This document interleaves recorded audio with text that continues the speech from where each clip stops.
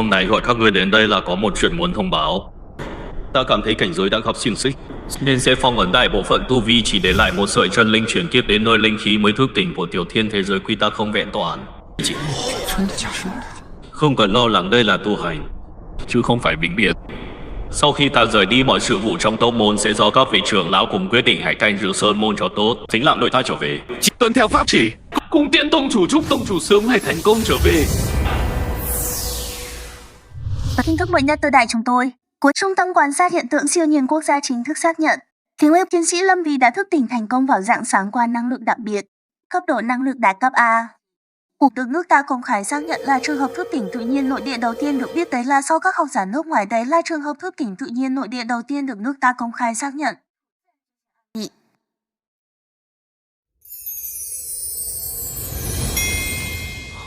Thời gian thẩm thoát thói đua, chuyển kiếp đến thế giới này đã hơn 30 năm. Linh khí tuy chưa thất nhưng lại có thể tập trung hơn khi tu hành. Nay xiềng xích đã phá bỏ việc thăng tiến tu vi chính là tối nay. Chỉ là linh khí phục hồi kinh mạch mới mờ. Người ở dưới này gọi tu hành là thức tỉnh, cũng thú vị đấy chứ. Con gái cũng đã lớn rồi, ta là... Alo, ai đấy? Bố ơi, con đây, bố mau xem tivi đi. Xem tivi mau lên. Kênh thời sự ấy nhanh lên, nhanh lên. Bố đang xem đây, thời sự thì có gì hay mà xem. Lại là chỗ nào đang họp à?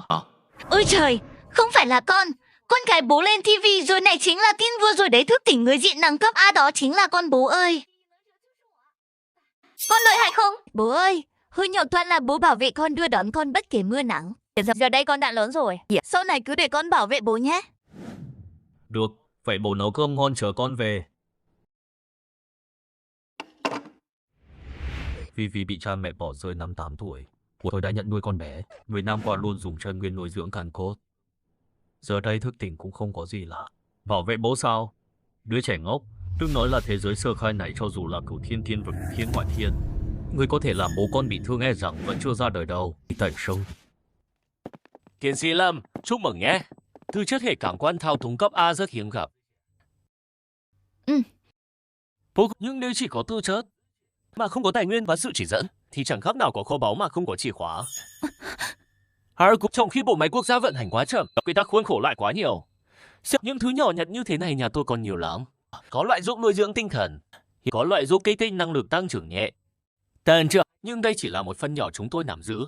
Tiến sĩ Lâm là người thông minh, là một cuộc giao dịch thế nào, thông tin tài nguyên mà ông cần, thậm chí là con đường thăng tiến hiệu quả hơn, nhà họ Trương chúng tôi đều có thể cung cấp, và ông chỉ cần vào một thời điểm thích hợp sau này đứng về phía chúng tôi. Tôi không hiểu ý của ông. Nghiên cứu của chúng tôi thuộc về quốc gia, năng lực của tôi cũng nên phục vụ quốc gia. Phục vụ quốc gia ư? Shit, thời đại thay đổi rồi, bố tiến sĩ Lâm. Giờ đây linh khí khôi phục nhân loại thức tỉnh. Quy tắc mới đang được hình thành. Chỉ khi nắm giữ tài nguyên trong tay mới là nền tảng để ông đứng vững sau này. Muốn trở thành người định đoạt quy tắc hay mãi mãi bị quy tắc trói buộc, đều phụ thuộc vào lựa chọn của ông. Hoàn cảnh nhà tiến sĩ Lâm khá đặc biệt. Người thân duy nhất chỉ có một người cha nuôi, nếu thực sự gặp nguy hiểm, sợ là không thể đối phó nổi. Tiến sĩ Lâm hiện là người thức tỉnh đầu tiên được công khai của nước ta, ý nghĩa vô cùng quan trọng, tuyệt đối không được để xảy ra bất kỳ sai sót nào. Cấp trên đã ra mệnh lệnh tuyệt đối. Nhà này chỉ có 2 cha con thôi. Chúng ta là tuyến phòng thủ cuối cùng, nhất định phải bảo vệ tốt cho 2 người họ. Vất vả cho các anh rồi. Thực ra không cần phải căng thẳng thế đâu. Bảo vệ tiến sĩ Lâm là trách nhiệm của chúng tôi. Xin bác cứ yên tâm.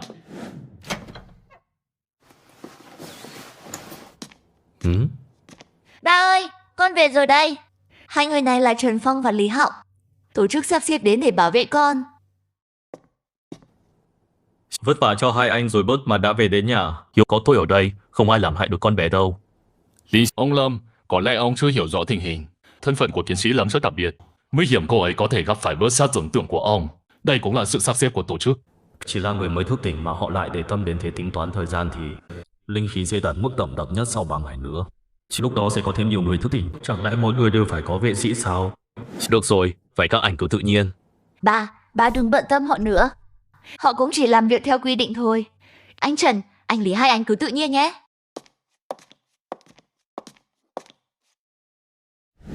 Tòa nhà kiểu cũ 4 phía trống trải, hệ số nguy hiểm cực cao, nhất định phải kiểm tra kỹ lưỡng.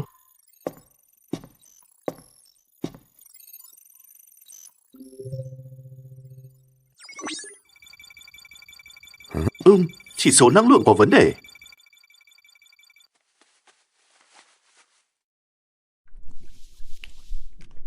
Đây là cái gì? Một hòn đá. Chuẩn Phong, anh sao thế? Đây chính là sức mạnh. Trong người tôi đang tràn đầy sức mạnh. Tôi thức tỉnh rồi. Anh nói gì cơ? Anh thức tỉnh rồi sao? Con về rồi. Con trai về rồi đấy à? Mau lại chào ngài Wabo đi. Cậu vẫn chưa xử lý xong con đàn bà đó sao? Trương, tôi rất thất vọng. Kế hoạch của thành nữ không thể chậm trễ. Nếu các người không làm được, tôi sẽ đích thân ra tay. Nhưng không nhờ nửa năm trước thành nữ giáng trần. Bán phát ân điển. Đủ phạm nhân như chúng ta sao có thể mở ra con đường tiên hóa này? Hào quang của thành nữ sẽ bao trùm nơi này. Triệt. Ngài nói rất đúng. Lâm Vi là cấp A thức tỉnh tự nhiên đầu tiên của Hoa Hạ. Là mẫu thí nghiệm hoàn hảo mà thành nữ cần. Chỉ cần giải mã được cô ta, có lẽ chúng ta sẽ nắm được bí mật thức tỉnh. Lần này tôi sẽ đích thân dẫn đội, điều động 3 cao thủ cấp A. Tuyệt quá! Ban ngày tôi đã cho cô ta cơ hội rồi, nhưng con tiện nhân đó không biết điều, là cô ta tự chuốc lấy thôi. Ngài Watbo, tôi muốn đi cùng ngài. Cũng được. Ngoài con đàn bà đó ra, những kẻ bên cạnh nó đều phải chết. Thức tỉnh rồi, thật sự thức tỉnh rồi sao? Là hòn đá này giúp em thức tỉnh à? Em không biết nữa, nhưng đúng là em đã thức tỉnh rồi. Hòn đá này có thể giúp người ta thức tỉnh. Đây là một phát hiện trọng đại. Từ trước tới nay, trường hợp đầu tiên đấy. Hòn đá nhà mình có thể khiến người ta thức tỉnh. Hòn đá này đã theo ta nhiều năm, lại thêm ta thường xuyên tu hành tại gia, được thấm nhuần tiên khí đạo vận, ngay cả sát phàm cũng có thể thông linh. Huống hồ hòn đá này vốn đã phi phạm, khai sáng trong một phạm nhân mới tu hành là chuyện thường tình thôi. Qua 12 giờ đêm này, tu vi của ta sẽ đột phá, cũng đã đến lúc cho Vivi biết sự thật rồi. Tu luyện ba à? Ba đừng có đến phá rối nữa. Ba đâu phải người thức tỉnh. Hơn nữa bọn con thức tỉnh sao có thể vì một hòn đá chứ? Anh Trần, anh đừng kích động. Có lẽ chỉ là trùng hợp. Linh khí khôi phục tăng tốc, các trường hợp thức tỉnh tự nhiên chắc chắn sẽ tăng lên. Có lẽ anh chỉ vừa vặn đến điểm tới hạn để thức tỉnh. Chuyện đó không thể nào, nồng độ linh khí thế giới ta vẫn chưa đạt đến mức này. Lẩu ba. Thưa ông Lâm, tiến sĩ Lâm chưa nghiên cứu về linh khí khôi phục. Có thể ba vẫn chưa hiểu rõ lắm, nhưng tiến sĩ Lâm nói thì không sai đâu. Được, mấy đứa cứ nghiên cứu đi. Đúng rồi, đây là chuyện lớn. Anh Trần thức tỉnh nghĩa là nước ta lại có thêm một người thức tỉnh. Phải lập tức báo cáo lên cấp trên kiểm tra xem là người thức tỉnh cấp mấy. Đúng, phải báo cáo ngay. Cơm nước để sau đi, chúng ta phải về trung tâm ngay lập tức. Đúng rồi.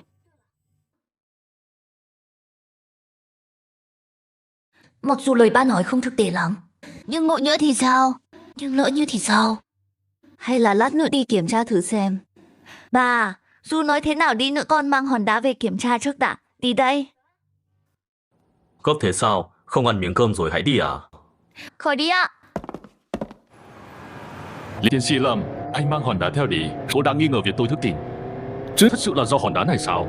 Cái này thì anh nghĩ nhiều quá rồi. Việc anh thức tỉnh chắc chắn không liên quan đến hòn đá. Anh thật sự tin chuyện tu luyện của ông Lâm sao? Hòn đá có thể làm người ta thức tỉnh đúng là rất phi lý. Tôi chỉ muốn xác minh một chút thôi. Pi chừng, dù sao lúc anh thức tỉnh cũng vừa vặn chạm vào nó. Tiến sĩ Lâm đấy gọi là cẩn trọng. Biết ngay cả những chuyện không thể nào cũng phải xác minh lại. Đúng vậy, chỉ là thấy rất lạ. Lúc ở nhà tôi...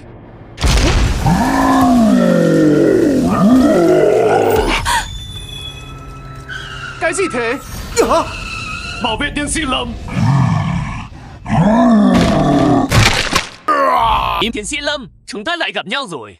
Vốn định đến tận nhà mới anh, không ngờ lại gặp được ở đây. Thật là đỡ tốn bao nhiêu công sức. Sủ trên tay cầm hòn đá. Sao thế tiến sĩ Lâm? Anh không nghĩ dùng hòn đá là đối phó được tôi chứ? Trương Dương, hóa ra là anh muốn làm gì?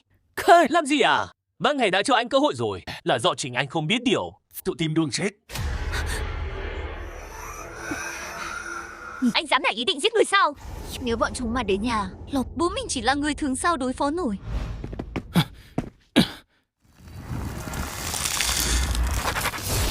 Lại thêm một kẻ thức tỉnh nữa, nhưng chỉ dựa vào một tên lính mới như anh. Anh cộng thêm một gã tài xế không cứu nổi hắn đâu.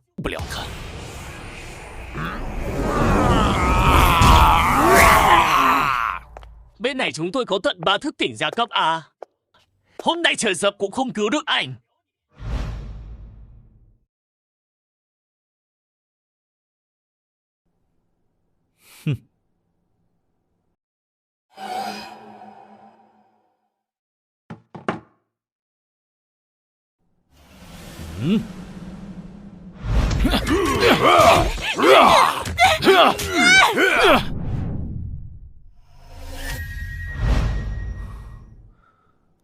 Lũ không biết sống chết.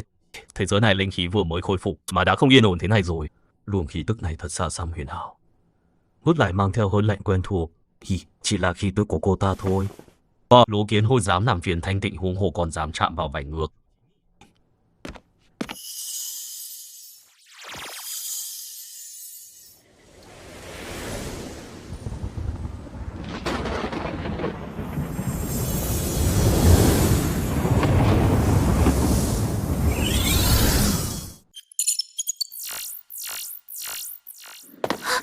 Chủ nhiệm, khu phía đông xuất hiện phản ứng năng lượng cực cao. Chỉ số năng lượng đã vượt mức kịch trần. Nồng độ linh khí xung quanh cũng đang tăng vọt. Chuyện này là thế nào? Cấp độ năng lượng này vừa xa định nghĩa cấp S. Chẳng lẽ là cấp S trong truyền thuyết? Và định vị nguồn năng lượng thông báo vị trí cụ thể cho toàn bộ đơn vị ngoại cần. Mô tìm cho được vị các hạn này bằng mọi giá. Tín hiệu đã bị chặn, không thể liên lạc được với bên ngoài. Tiến sĩ Lâm cố máu chạy đi. Bớt còn mọi người. Ôi, tôi sẽ cầm chân chúng. Liệu cái mạng này cũng phải mở đường cho cô. Chính lại còn dám tìm cách bỏ chạy, thật nực cười. Lũ kiến hôi mà cũng đòi dễ dụa. Tiến sĩ Lâm, ngoan ngoãn chịu chết đi.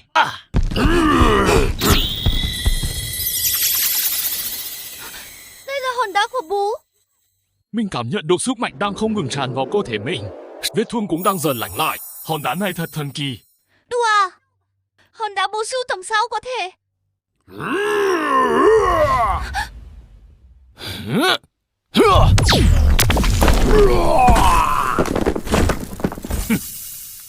Chuyện gì thế này? Thằng nhóc đó lúc nãy rõ ràng còn yếu thế mà. Đừng quan tâm nhiều như vậy, xử lý nó trước đi.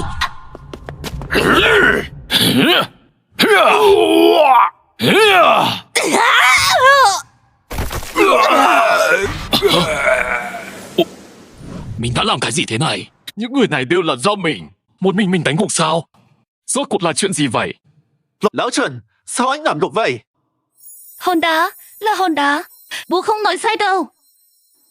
Đúng là hòn đá này đã giúp anh Trần thức tỉnh. Là hòn đá đó. Không thể nào. Hắn chỉ là một tên phế vật vừa thức tỉnh. Làm sao có thể chứ?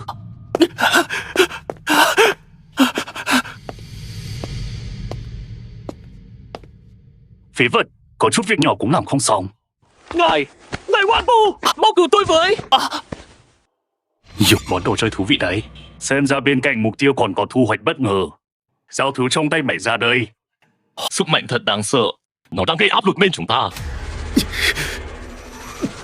Khốn khiếp, mình còn không đứng dậy nổi sao? Anh Trần, anh Lý, mọi người bị sao vậy? Sao em chẳng cảm thấy gì hết?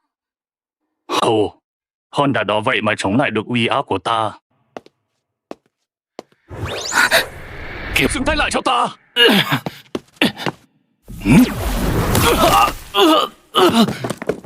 Cần gì phải liều mạng như vậy? Chẳng qua cũng chỉ là một người phụ nữ, chỉ là một công việc mà thôi. Đáng để các người đánh đổi cả mạng sống sao? Ngu ngốc, Ít chuẩn. Loại người như ông sẽ không bao giờ hiểu được. Tổng thư chúng tôi bảo vệ không chỉ là tiến sĩ Lâm, mà còn là tương lai mà ông ấy đại diện, là đất nước mà chúng tôi yêu quý. Cô cha! Chúng tôi là quân nhân. Đã khoác lên mình bộ quân phục này, đã lập ra lời thề, thì nhất định phải thực hiện được. mà bể cưng ở cái đất nước sạch nát này. Có gì tốt đẹp chứ mà khiến các người thi nhau nộp mạng? Nổi cáu rồi là nói chúng tim đen nên cáu rồi chứ gì với loại như ngươi đương nhiên không đáng. Vì trong lòng ngươi không hề có tổ quốc, không gia đình, không niềm tin. Ngươi chỉ là một kẻ đáng thương thôi. Nhìn sắp chết đến nơi còn mạnh miệng. Ngài Hoa Bưa mau giết sạch bọn chúng đi.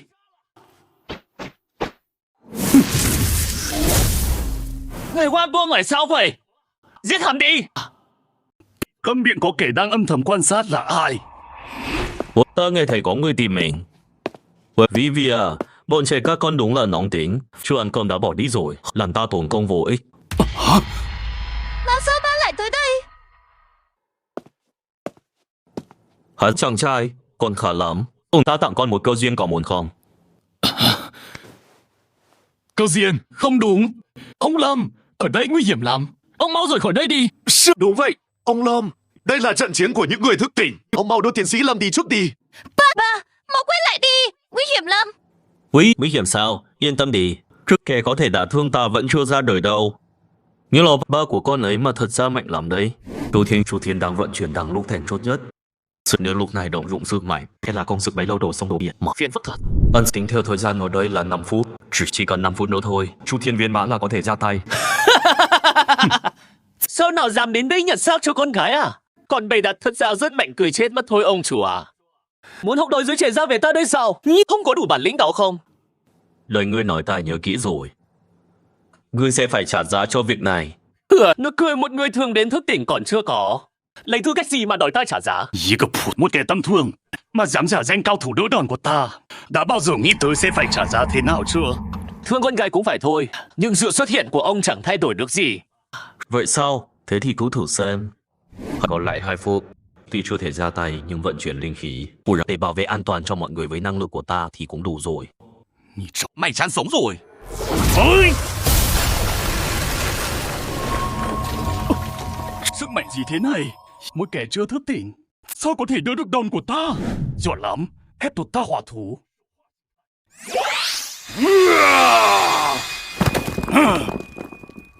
Ngoại trừ thành nữ các người là những kẻ đầu tiên. Ý cửa.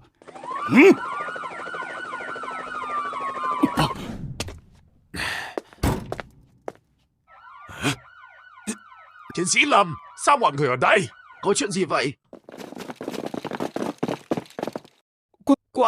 Quái vật, phía trước có quái vật. Người thức tỉnh, là người thức tỉnh. Mau bảo vệ chủ nhiệm Lưu.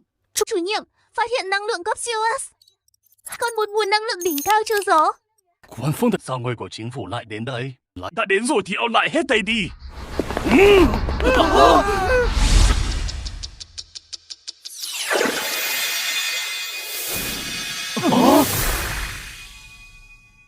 Trái bảo tôi chưa thức tỉnh chứ? Chịu nó. Cái gì? Anh bạn, anh quá giới hạn rồi đấy.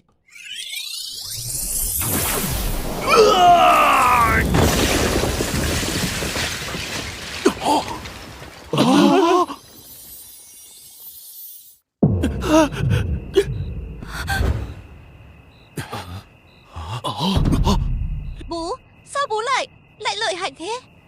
Ngài Lâm hóa ra là một thức tỉnh giả ẩn mình. Sức mạnh này vượt xa cấp S. Ngài Lâm không hề nói khoác, ông ấy thực sự rất lợi hại. Vivi, bố đã nói rồi mà. Bố của con ấy thực sự rất mạnh đấy. Hơn nữa, nói chính xác ra thì ta không phải thức tỉnh giả như các người nói. Đây gọi là tu hành. Không thể nào, tuyệt đối không thể nào. Ta là thức tỉnh giả cấp S, là cường giả được chính thành nữ đại nhân bán sức mạnh. Sao có thể bị ngươi đánh bại chỉ trong một chiều? Đại thành nữ, cường giả, linh khí ở thế giới này quá loãng, làm sao có cường giả được chứ? Ngươi. Chủ nhiệm Lưu đã khóa đỉnh dữ liệu năng lượng. Vị tiên sinh này chính là nguồn năng lượng cấp cao chúng ta tìm kiếm. Đại lão bí ẩn đó. Chuyện này sao có thể chứ? Vừa rồi ông ta rõ ràng chỉ là người thường mà. Không, đừng qua đây chú Lâm, ông Lâm cháu sai rồi. Cháu thực sự biết lỗi rồi, là tại cháu có mắt không trọng. Ta đã nói với ngươi trước đó rồi, ngươi sẽ phải trả giá cho những lời mình đã nói. Hóa ra là một lão già khu đế. Sao dám đến nhặt xác cho con gái mình? Toàn bộ tài sản nhà họ Trương tôi xin dâng hết. Tôi sẽ làm trâu làm ngựa trong hải. Chúng tôi cầu xin ngài tha cho tôi một mạng. Coi như cái giá một khi đã nợ thì chỉ có thể dùng mạng để đền.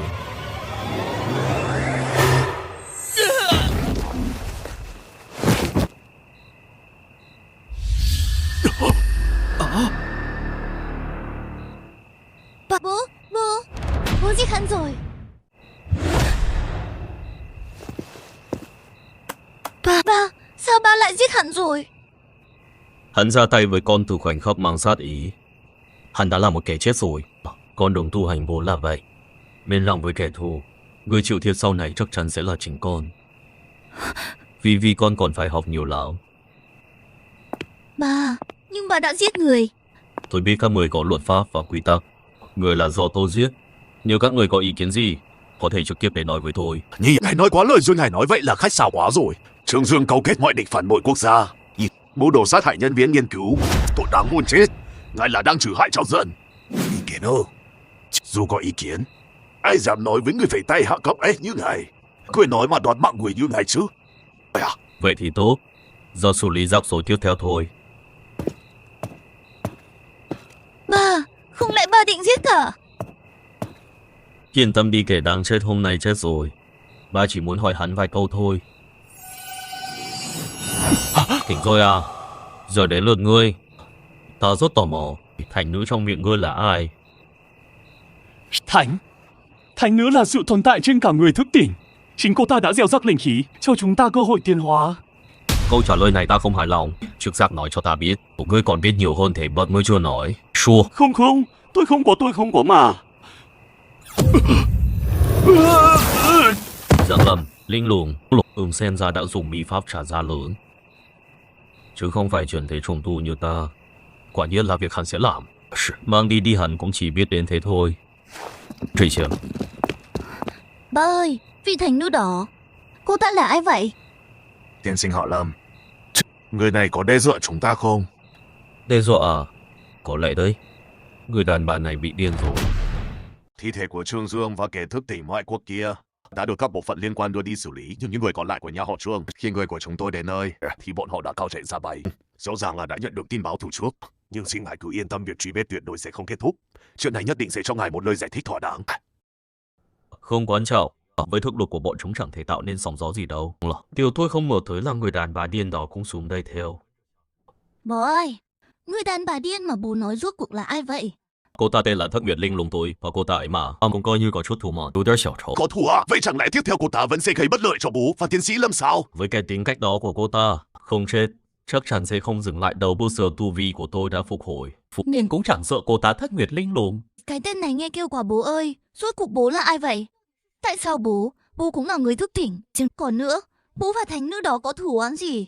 Thật ra cũng chẳng phải thù lớn gì, chỉ là năm xưa từng giết cô ta một lần thôi. Từng giết một lần Mà lại bảo là thôi, có vấn đề gì sao? Ở môi trường trước kia của bố, những chuyện kiểu này không hề hiếm gặp. Lâm tiên sinh ngài thế này, thủ đoạn và kiến thức của ngài vượt xa những người thức tỉnh thông thường.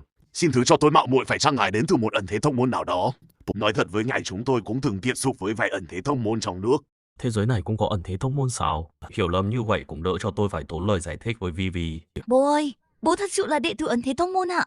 Sao trước đây con chưa từng biết nhỉ? Trước đây không nói là sợ con suy nghĩ nhiều.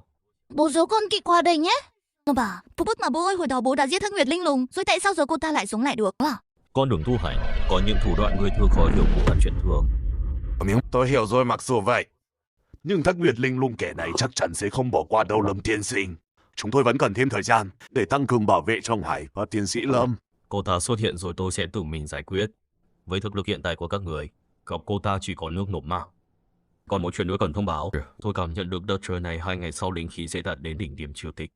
Lúc đó người thức tỉnh sẽ mọc lên như nấm. 2 ngày sau linh khí đậm đặc nhất, nhưng thiết bị của chúng tôi không hề phát hiện ra. Đúng vậy bà ơi, bình thường chúng con vẫn luôn giám sát linh khí, không hề thấy có gì bất thường. Tin hay không đến lúc đó sẽ rõ. Lâm tiên sinh là cao nhân thế ngoại, lời ngài ấy nói có lẽ là thật. Nếu người thức tỉnh thực sự xuất hiện hàng loạt, trong nước nhất định sẽ xảy ra biến động, xem ra chúng ta cũng phải sớm chuẩn bị thôi. Bà ơi, là 2 ngày sau thế giới thực sự sẽ thay đổi luôn sao? Đúng vậy, linh khí triều tịch sắp đến rồi, lúc đó họa phúc song hành với con cũng là một cơ hội. Con có việc của riêng mình và không thể ở bên cạnh con suốt ngày, được có cái hồ lô này cho con phòng thân. Bà cũng có thể yên tâm hơn. Cái hồ lô này bảo vệ được con sao? Dù sao cũng cảm ơn bà nhé. Đúng rồi, hòn đá mà anh Trần thức tỉnh lúc trước ba nói là vì ba tu hành ở nhà nhiều năm. Hòn đá thấm nhuần tiên nguyên đạo vận mới thông linh mấy thứ này trong nhà mình ghế ngồi chậu hoa. Đạo lưu hương còn cả bức tranh trên tường kia. Chẳng lẽ Đều là bảo vật cả sao? Chẳng qua là vun chút khí tức thôi. So với những vật ngoài thân này, linh khí triều tịch sắp tới mới thực sự là câu duyên và thử thách cho các con. Ồ, vậy ba ơi, cái hồ lô này dùng thế nào? Khi con bị tổn thương, nó sẽ tự động xuất hiện bảo vệ con toàn diện, thậm chí có thể hấp thụ và phong ấn sức mạnh đối phương, tùy ý con trả lại phản sát thương đối thủ. Bà, ý của ba là cái hồ lô này còn tích trữ được sát thương của người khác, đó sau đó đánh trả lại ý hay sao?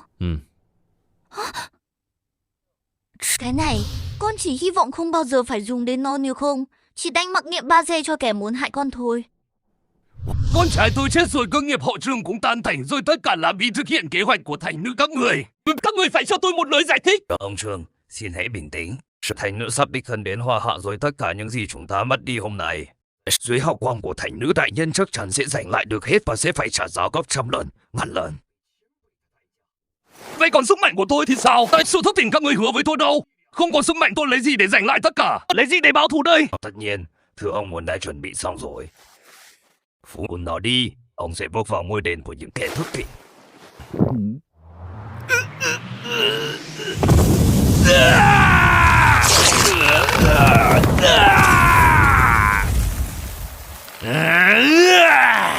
Cấp S, Trương, chào mừng gia nhập thế giới thức tỉnh. Cho ta世界. Theo dữ liệu mới nhất từ trung tâm quan sát, chia từ dạng sáng hôm nay đến nay, số ca thức tỉnh tự nhiên cả nước vượt mức 3.000, trong đó thiên phú cấp A chiếm đến 15%. Lập kỷ lục mới kể từ khi linh khí khôi phục.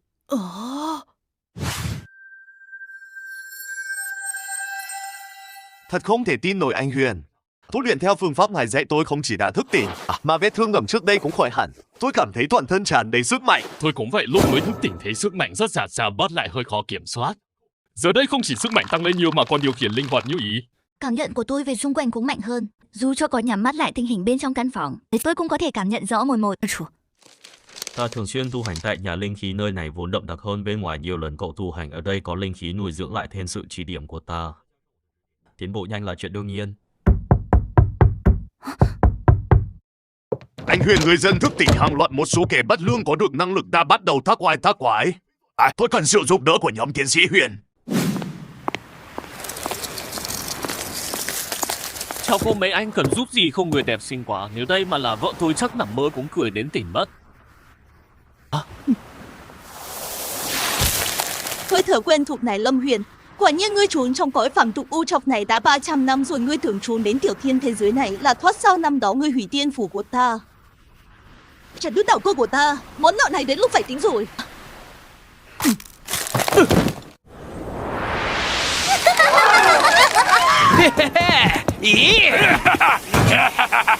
Thấy chưa? Đây chính là sức mạnh quy tắc trước đây đều là dị vãng rồi.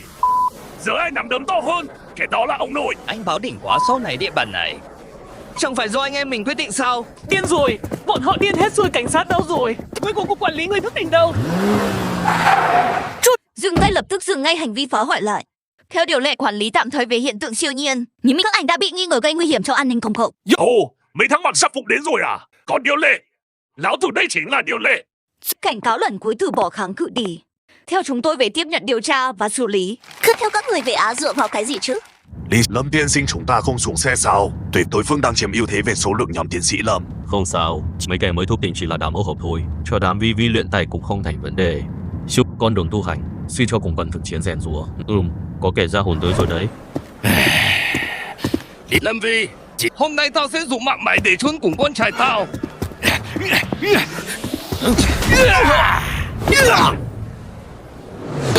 Ủa thảo! Vị đại ca tự phát này từ đâu chui ra thế? Đám mặc sắc phục này lại hoàn toàn không phải đối thủ. Đây mới chính là sức mạnh thực sự đại ca vô địch. Đại ca đỉnh thật đây. Cứ tưởng lợi hại thế nào hoàn toàn bị hạ trong chớp mắt cho chúng nó lúc nãy hung hách. Đáng đời. Anh Trần, anh Lý, các anh không sao chứ? Đại ca, chúng ta đều là người thức tỉnh. Đám mặc quân phục này là kẻ thù chung của chúng ta. Hay là để chúng tôi giúp anh xử lý bọn chúng, sau đó chúng ta cùng kết minh nhé. Không xong rồi, các người dám đánh lén. Cô em, giờ nói gì cũng muộn rồi. Là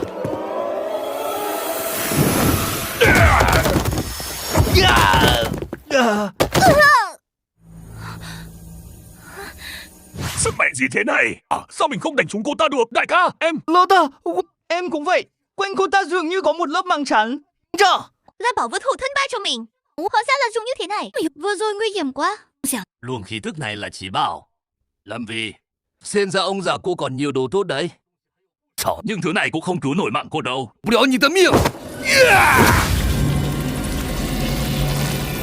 Sao có thể chứ? Thực lực cấp S của mình sao không phá nổi cái hồ lô rách này? Đánh đủ chưa? Giờ đến lượt tôi.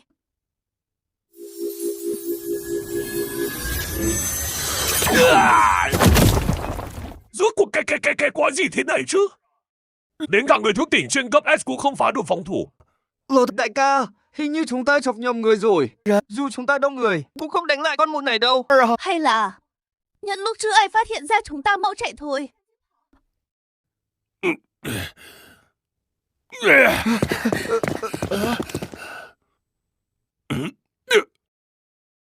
Tân biên ục á, cái mạnh hiếp yếu, cuối cùng cũng là đường chết. Người thua không ăn đâu.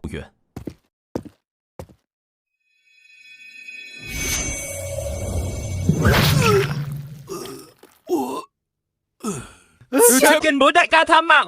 Chúng tôi sai rồi. Chúng tôi không giảm nữa đâu. Chúng tôi nguyện ý tiếp nhận điều tra, sẵn lòng phục tùng mọi sắp xếp. Xin ngài tha cho cái mạng hèn này. Ôm miệng.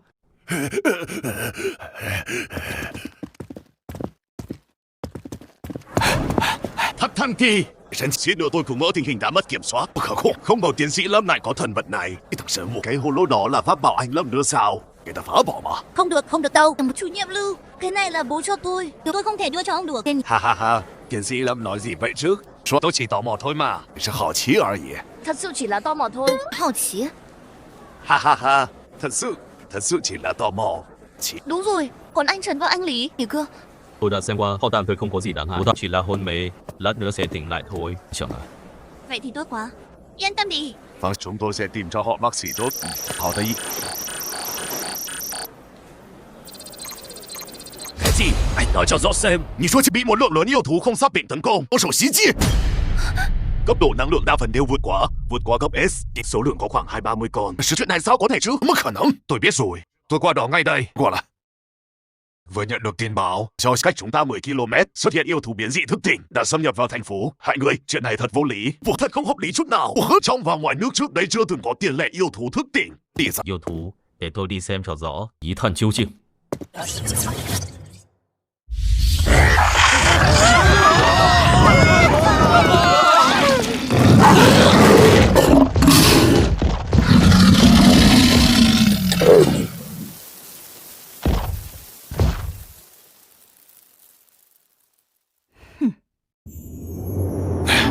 Anh Lâm, có biến rồi sao? Là Thất Nguyệt Linh Lùng đích thân tới, đang bày trận ở công viên phía tây. Trời, Thất Nguyệt Linh Lùng chính là vị thành nữ đó. Anh Lâm, chúng ta có cần huy động toàn lực không? Tôi đi à? không cần đâu. Cô ta đã vì tôi mà đến. Trận này để tự tay tôi phá. Lập chủ nhiệm Lưu, tôi nghe thấy hết rồi. Hãy để chúng tôi đi cùng. Dù chỉ còn một hơi thở, tôi cũng sẽ bảo vệ người dân. Còn có tôi nữa. Cả tôi nữa. Chưa chế tác đan dược này giúp ổn định chân khí, bởi đám yêu thú cô ta tạo ra bên ngoài. Sao cho các người dọn dẹp chúng.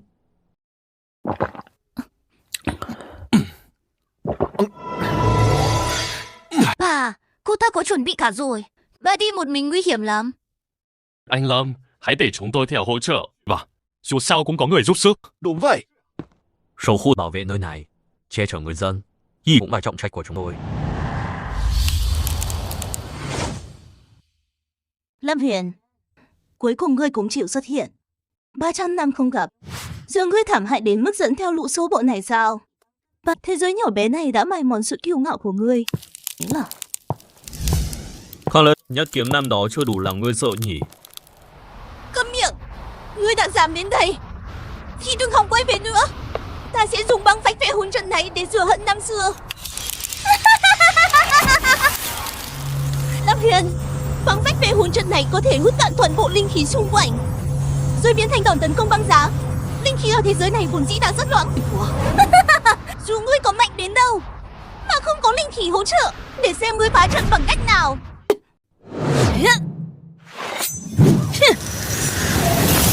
300 năm đằng đẵng, ngươi quá chấp nhiệm việc trả thù, nhưng rốt cuộc vẫn không thấu suốt được vẻ bề ngoài chỉ là cái vỏ thôi. Không thể nào, linh khí ở đây rất thưa thớt, lại còn có băng phách vệ hồn trận của ta đang hút linh khí. Chỉ dựa vào lượng linh khí tích tụ trong thân xác, sao ngươi có thể chiến đấu với ta? Trừ phi siêu xích của ngươi đã phá bỏ. Nếu không phải vậy ta đến đây làm gì?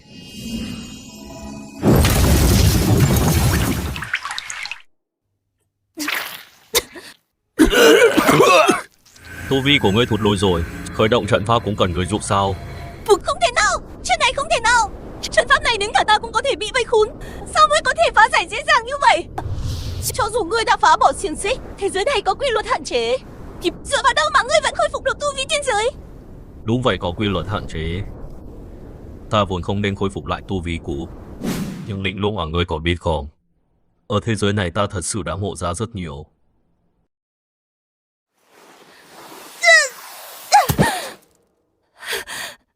Thế giới này rất tốt. Thật sự rất tốt. Tuy rằng vẫn còn vài kẻ sâu mọt, nhưng cũng chỉ là số ít mà thôi. Lĩnh Lung, ngươi không nên xuống hạ giới. Lại là luồng uy áp đó. Uy áp cảm nhận lúc sắp chết 300 năm trước lại đến nữa rồi Lâm Huyền.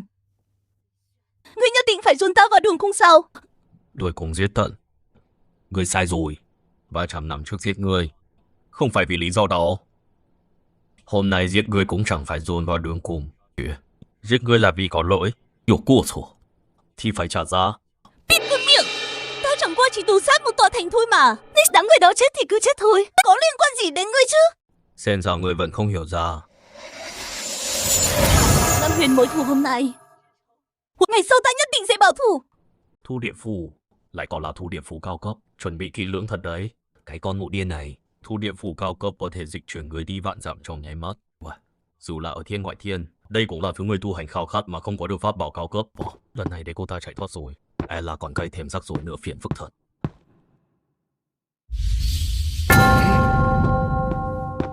Trước, luồng khí tức này là tông chủ đại nhân phá vỡ xiềng xích, khôi phục tu vi rồi. Các trưởng lão đệ tử Vân Diệu Tiên Tông nghe lệnh, tông chủ xuống hạ giới rèn luyện. Xiềng xích đã phá bỏ, tất cả lập tức đến quảng trường chính điện tập hợp bàn bạc chuyện xuống hạ giới đón tông chủ đại nhân. Cả đến sự ý.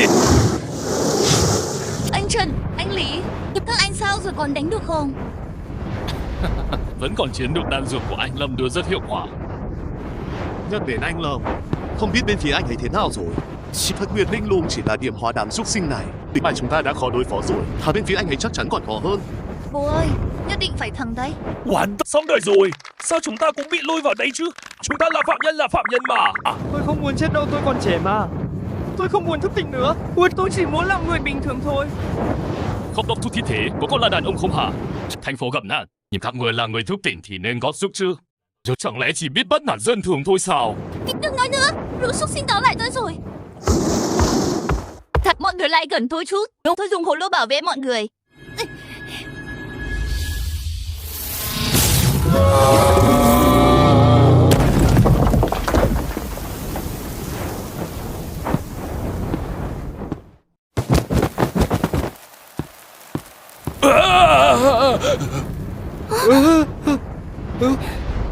Một trong trước mắt đã bị tiêu diệt sạch. Chứ đây là thức tỉnh giả có thực lực gì vậy mới có thể làm được như thế này? Lý Hạo, cậu có thấy Lăng Tiên Sinh ra tay thế nào không? Tôi chỉ thấy một tia kim quang lóe lên, sau đó thì kết thúc rồi.原来hóa ra đây mới là thực lực thật sự của Lâm Tiên Sinh. Thật đáng sợ. Ba ơi, ba lợi hại quá đi. Con biết ngay là ba không sao mà. Ba không bị thương chứ? Còn Thất Nguyệt Linh Lung kia đâu? Ba không sao. Chỉ là để Thất Nguyệt Linh Lung chúng đồn phu chạy thoát rồi. Hả? Hà chạy mất rồi sao? Ngay cả ba mà cũng không cản nổi sao? Chỉ là hơi rắc rối chút thôi. Bớt không đáng lo, ngược lại là các con. Trải qua trận thực chiến này thấy thế nào? Chiếm vệ thiên bối thần tiên. Tôi sẽ chỉ đa tạ tiền bối đã cứu mạng. Trước đây chúng tôi có mắt không tròng, đã mạo phạm tiến sĩ Lâm. Chúng tôi đang chết, chúng tôi là lúc khốn nạn. Chúa cầu xin tiền bối thu nhận. Chúng tôi nguyện làm trâu làm ngựa để báo đáp ơn Đức Quang Hải. Chúng tôi không dám làm việc xấu nữa đâu. Chúng tôi muốn đi theo ngài. Xin ngài cho chúng tôi cơ hội làm lại cuộc đời. Những người này là... Chủ nhận Lưu, lão phu nghe nói vị Lâm Tiên Sinh mà trung tâm các người tiếp xúc không phải là thức tỉnh giả, mà là người tu hành. Không biết sư thừa từ môn phái nào. Nhìn mang của trung tâm quan sát các người vượt biển, rồi đã là người trong giới tu hành người này, nên để tông môn chúng ta tiếp xúc mới đúng. Bao gồm cả những món đồ phi phàm của hắn. Alright, hai vị chuyện này nói ra thì hơi phức tạp. Dù có gì mà phải nói, nhưng mà các người chẳng qua là muốn nuốt riêng bảo vật thôi.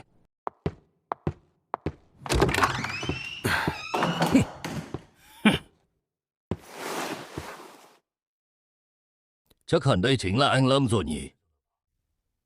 Tôi thấy cũng thường thôi. Nhân tài trên đời nhiều như nấm sau mưa. Chủ nhiệm Lưu, mắt nhìn của ông kiểu gì vậy? Chính lại đi coi trọng một kẻ tâm thường. Chị ơi, mấy vị xin hãy bớt nóng anh Lâm. Hai vị này là đạo trưởng Nhạc Thiên Phong của Thanh Hư Quán và trưởng môn đường tu viễn của phái Tử Dương. Nhìn ra được là người tu hành, có điều tu vi vẫn còn non lắm. Lão Xước, tu vi của bọn ta mà đến lượt cậu nhận xét sao? 我请thanh hư quán của ta hưng thịnh trăm năm. Một tên tu sĩ tự do như cậu thì biết cái quái gì? Chủ nhiệm Lưu Cầu nói thẳng đi. Hai người này muốn cầu xin chuyện gì? Anh Lâm hai vị này đến để cầu bảo vật. Việc gì phải nói giảm nói tránh, chỉ là một tu sĩ tự do. Đủ bảo vật trong thiên hạ người có đức sẽ được sở hữu. Hôm nay nói thẳng luôn cho nhanh. Bọn ta đến để lấy bảo vật. Bỏ ta. Nếu không chịu dâng bảo vật ra thì bọn ta cướp cũng chẳng sao. Các người có ý gì hả? Đó là đồ của bố tôi. Liên quan gì đến các người? Tên tu sĩ quèn này giữ nhiều bảo vật làm gì? Chỉ bằng giao cho bọn ta bảo quản. Dẫu sao bọn ta cũng là môn phải trình thống. Nói đúng lắm. Cậu bảo tu vi bọn ta còn non. Vậy thực lực của cậu thế nào? Để bảo vật trên người hắn đúng là lãng phí. Hừ, thú vị đấy thôi bỏ đi. Với thực lực của các người muốn nhìn thấu tu vi của tôi, e là phải tu luyện thêm trăm năm nữa. Ở trong tông môn của tôi, thực lực như các người chỉ đáng làm đệ tử tạp dịch. Thật là mạnh miệng. Cậu chán sống rồi. Hôm nay sẽ cho cậu thấy thế nào gọi là thực lực của tông môn. Bọn ta mà đến lượt hạng tu sĩ quen như cậu bàn tán sao? Cốc cái gì? Chẳng phải các người muốn bảo vật trên người tôi sao? Được thôi. Vật này đã ám một luồng khí tức của tôi. Nếu ai có thể cách không di chuyển nó dù chỉ một chút, đồ đạc trong nhà tôi cứ tùy ý mà lấy. Vivi, đi thôi. Đến lúc phải tu luyện rồi. Ba ơi, sao ba lại đồng ý với họ? Rõ ràng là có thể từ chối mà. Vivi à, con vẫn là người ở đây. Lưu chủ nhiệm Lưu cũng coi như là cấp trên của con. Chúng ta dù sao cũng phải nể mặt chút chứ. Cho nên đây là bí con sao? Chẳng qua chỉ là lấy đồ từ xa thôi mà có gì khó đâu. Rồng, để tôi thử xem nào. Chuyện này sao có thể?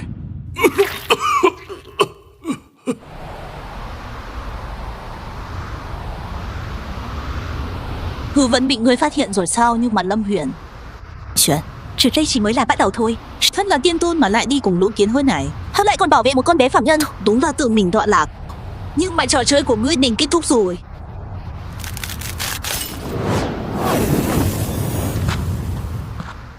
Thất Nguyệt Linh Lung đúng là đã lâu không gặp, không ngờ cô lại sống chui lủi ở thế giới này.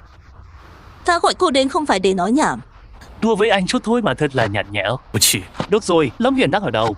Năm đó huyết má tông của ngươi bị Lâm Huyền giết sạch sành sành. Ngươi khó khăn lắm mới giữ được mạng để dựng lại tông môn. Giờ ngươi thật sự dám xuống dưới này đối phó Lâm Huyền sao? Thì ngươi không sợ hắn quay lại thiên ngoại thiên diệt tông môn của ngươi thêm lần nữa sao? Thù này không đội trời chung. Có gì mà không dám, chỉ cần có thể giết hắn dù có bị diệt môn lần nữa thì đã sao? Huống hồ ta còn mang theo. Cứ hy vọng là sẽ có ích. Giờ Lâm Huyền đã phá bỏ xiềng xích. Thực lực vượt xa ta và ngươi. Muốn giết hắn chúng ta cần tìm cách khác. Lâm Huyền có một đứa con gái ở thế giới này. Theo ta được biết đó là chấp niệm khiến hắn vẫn ở lại thế giới này phần còn lại. Tùy thuộc vào ngươi đấy.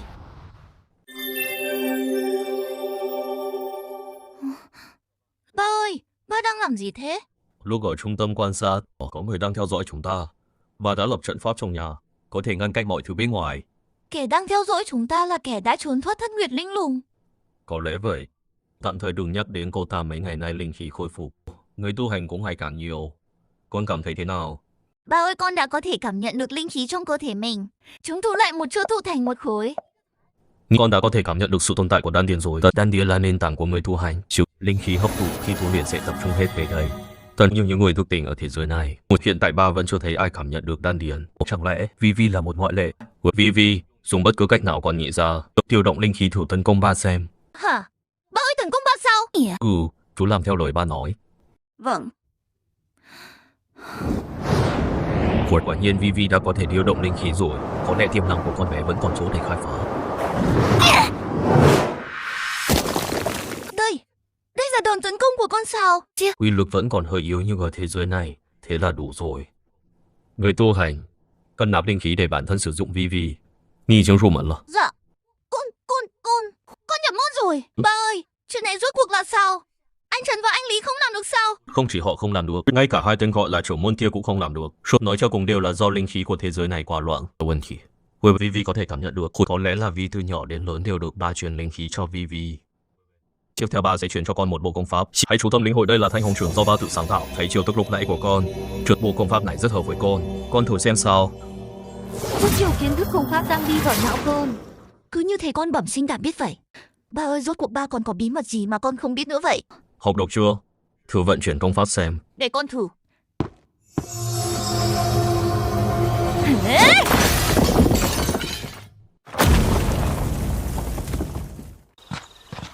Không ngờ lại bại dưới tay một cây bút máy. Cái tên họ Lâm gì đó, chẳng lẽ thật sự là đại lão ẩn thế nào sao? Không chỉ có vậy, thấy chúng ta không lay chuyển được cây bút, chủ nhiệm Lưu còn lật mặt đuổi khách. Đường Tu Viễn thôi cả đời này chưa từng bị nhục nhã như vậy. Các người muốn báo thù không?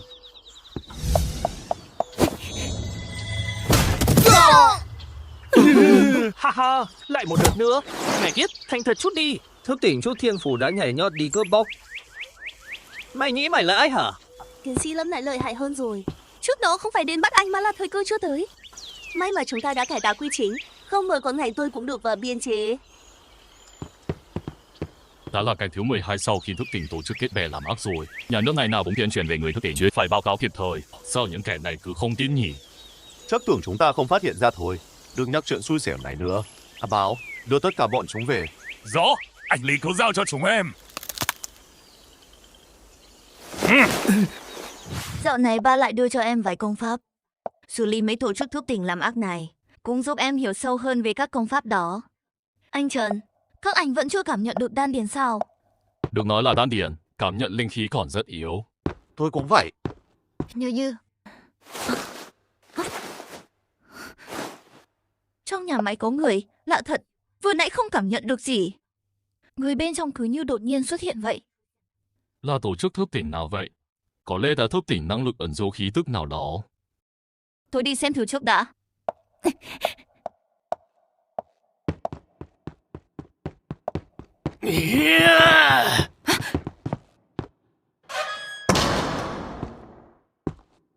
Liêm Chiến sĩ Lâm, mấy ngày không gặp, thật là nhớ quá đi.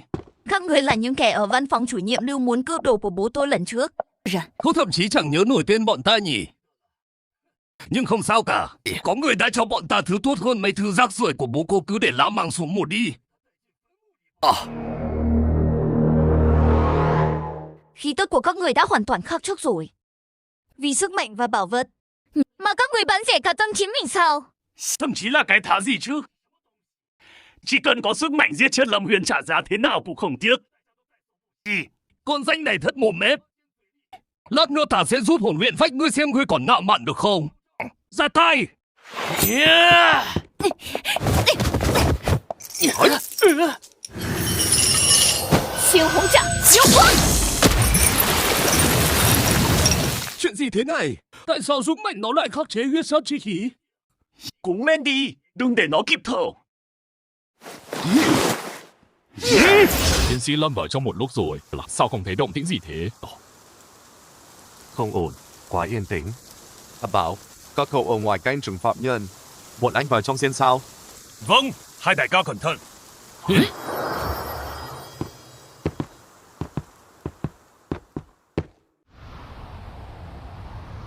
Hồ lô hộ thân của Vivi bị kích hoạt rồi. Khí tức này là huyết ma, rất biệt định luôn. Vì để báo thù ngươi dám triệu hồi cả huyết ma xuống hạ giới sao? Xem ra đây chính là trận mai phục các người giấy công chuẩn bị cho ta. Chết.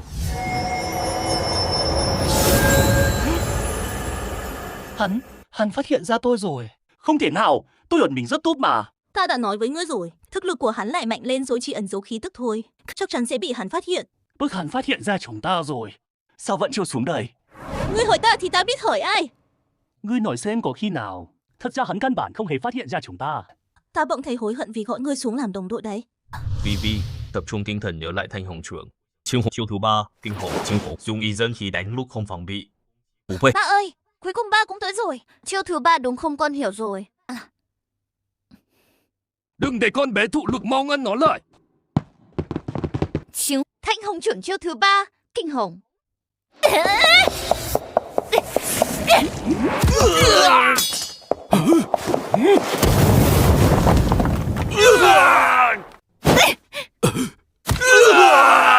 Phế vật, ngay cả một con rảnh cũng không xử được xem ra. Phải để đích thân ta. Đích thân tới nộp mạng sao Lâm Huyền? Ngươi xuống đây từ lúc nào? Đã bao lâu trôi qua rồi, ngươi vẫn chỉ biết mấy trò vật vãnh này thôi. Cứ ngoan ngoãn ở thiên ngoại thiên mà kẹp đuôi sống tiếp đi, có lẽ ta sẽ không để ý đến ngươi. nhưng ngươi lại thử muốn xuống hạ giới. Hiếc!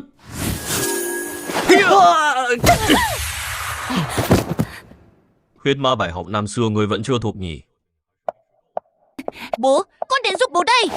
Ta thịt ngươi. Ha ha ha, tiên tôn đại nhân, ta biết giờ ta không đánh lại ngươi, nhưng ngươi chưa từng nghĩ tới tất cả hôm nay đều là một cái bẫy sao. Khủ khụ, bọn ta đương nhiên biết tự lượng sức mình không phải đối thủ của ngươi, nhưng ngươi cũng đã phạm sai lầm. Ngươi vừa rồi không giết thẳng tay bọn ta chính là đang tự tìm đường chết. Khốn kiếp, cái cửa này rốt cuộc là sao? Tình hình bên trong cũng không nhìn rõ. Tiến sĩ Lâm, xin đừng xảy ra chuyện gì nhé. Mong sao không phải là bẫy, mong sao không phải là bẫy, mọi người mau nhìn kìa. Đó là cái gì vậy? Ủa, tôi đột nhiên có dự cảm chẳng lành.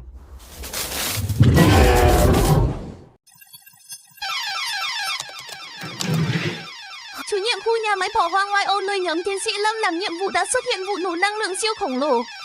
Đó, vụ nổ năng lượng siêu khổng lồ là nhóm tiến sĩ Lâm gặp nguy hiểm, sao Lâm tiên sinh ra tay rồi chủ? Chủ nhiệm, không đúng. Mọi người mau nhìn ra ngoài cửa sổ đi đó. Đó là cái gì vậy? Dùng kìa. Không phải thứ này là ma vật rồi. Kích hoạt báo động mức cao nhất. Mau nhìn kìa. Trên trời có dùng truyền thuyết thần thoại là có thật chân lòng xuất thế rồi. Trời ơi, đời này của tôi mãn nguyện rồi, mau quay phim lại đi. Chị Phong, nó không phải thần long đâu, là quái vật, nó đến để hủy diệt thành phố này. Bà ơi, đó là cái gì vậy? Để giết ta mà không tiếc triệu hồi ma vật loại này làm hại chúng sinh. Các người tội đáng muôn chết. Ha ha ha, Lâm Huyền, ngươi tưởng bọn ta chỉ dựa vào lũ tép diêu này để đối phó ngươi và con gái sao? Thật ngây thơ, con thâm nguyên ma long này mới chính là đại lễ bọn ta chuẩn bị cho ngươi. Con rồng này do một luồng tinh phách từ tọa kỵ của ma giới tôn giả hóa thành, được triệu hồi giáng lâm xuống cõi này, tuy không phải bản thế nhưng sức mạnh đủ để xé xác chân tiên thông thường. Lâm Huyền, đây mới là đối thủ thực sự của ngươi hôm nay.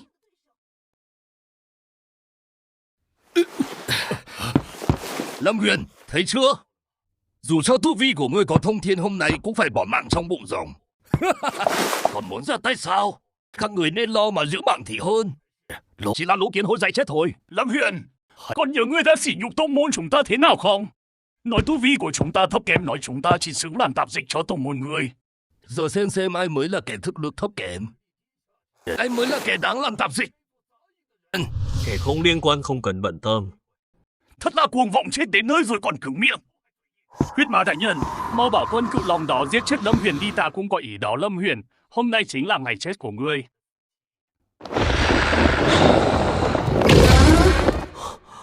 Dao động không gian này. Không đúng, đây không phải ma khí mà là thiên nguyên và lại còn rất quen thuộc.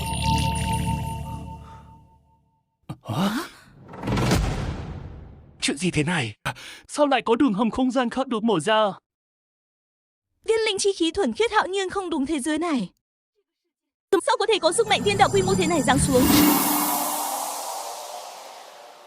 Chúng trưởng lão và đệ tử Vân Diểu Tiên Tông cung nghênh tông chủ trở về. Chúc tông chủ tiên phúc vĩnh hưởng đại đạo thiên thành.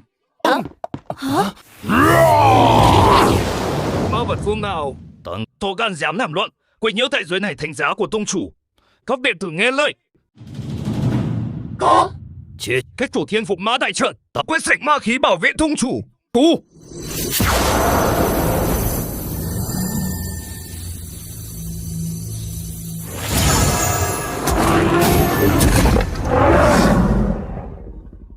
Là bố, bọn họ đến để giúp chúng ta.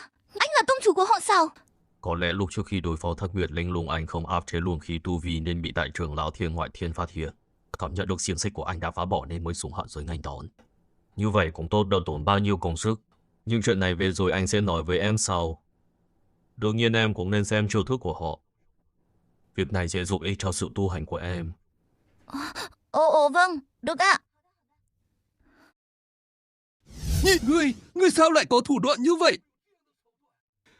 Ngươi không phải tán tu, ngươi rốt cuộc là ai? Hướng họ vừa cúi chào chính là phía chúng ta. Anh ta thực sự là chủ một tông môn, hơn nữa còn không phải tông môn của thế giới này. Thực lực của họ bất kỳ ai cũng vượt xa thôi. Anh ta nói không sai. Thực lực của tôi quá thấp kém, thậm chí không vào nổi tông môn của anh ta.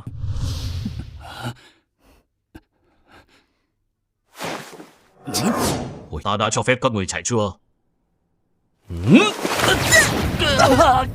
Lâm Huyền, không, ngươi không thể giết ta. Tiểu Mộ Dù, huyết ma tông của ta vừa mới tái lập. Ngươi không thể giết ta. Ngươi tính không bằng trời tính. Chỉ nếu hôm nay ta còn sống sót, lần tới ta nhất định sẽ giết người. Chuyện này rốt cuộc là sao? Những người mặc cổ trang đó là đồng minh. Họ đang chiến đấu với ma lòng kia. Sức mạnh của họ hoàn toàn vượt xa tầm hiểu biết của chúng ta. Còn vị tông chủ mà họ gọi là ai? Cánh cửa hình như mở được rồi. Các cú chấn động vừa rồi đã làm bật cửa. Đừng bận tâm chuyện đó nữa. Mau vào trong tìm tiến sĩ Lâm đi. Chỉ số năng lượng hiển thị. Nhưng cá thể và trận pháp mới xuất hiện này có thông tin năng lượng cùng nguồn với tiến sĩ Lâm, nhưng mạnh mẽ và trật tự hơn nhiều. Chủ nhiệm, họ đang gọi tông chủ kìa. Vị tông chủ này là ai chứ? Chẳng lẽ ngoài tiến sĩ Lâm ra còn một thực thể mạnh mẽ khác ẩn mình ở đây? Bất kể vị tông chủ này là ai, ít nhất hiện tại họ đang đối phó ma long. Nhân lúc ma long bị kiềm chế, lập tức định vị vị trí cụ thể của tiến sĩ Lâm. Bằng mọi giá phải đảm bảo an toàn cho họ.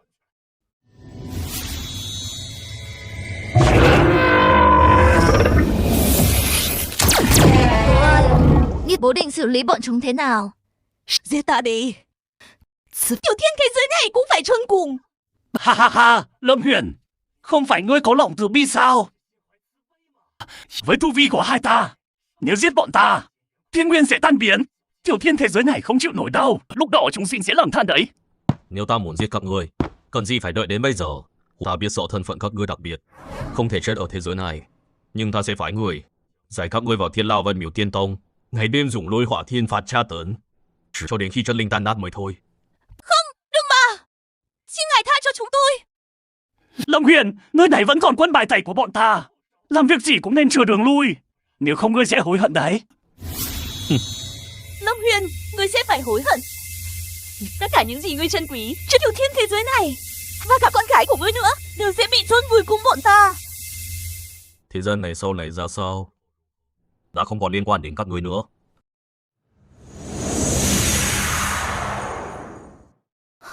Chủ nhiệm, chúng tôi đã liên lạc được với nhóm Trần Phong. Tiến sĩ Lâm hiện giờ rất an toàn nhưng mà cái gì? Nói mau đi. Nhưng Trần Phong báo cáo rằng những vị tiên nhân hạ phàm đó hình như là thế lực của Lâm Tiên Sinh. Lâm Tiên Sinh, cậu ta chính là vị tông chủ đó. Mau chuẩn bị xe ngay, tôi phải đến hiện trường xem sao. Và vừa nãy Thất Nguyệt Linh Lung nói họ có để lại hậu chiêu. Có ảnh hưởng gì đến chúng ta không? Vivi, không cần lo lắng. Ngược lại là hai kẻ này cấu kết mọi địch xa vào ma đạo. Đáng tội chết. Kẻ hèn có mắt không trồng một phút hô đồ nguyện làm trâu làm ngựa để đền bù. Đúng. Đừng giết tôi sẽ hối cải. Nhất định hối cải. Các ngươi không phải biết sai mà là biết mạng sống đã tận rồi.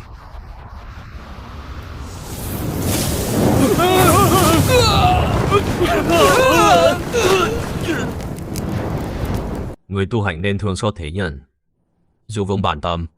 Những kẻ sa đọa vào ma đạo như vậy ai cũng có quyền tiêu diệt. Các ngươi hãy lấy đó làm gương. Ý chia. Cuối cùng cũng kết thúc rồi.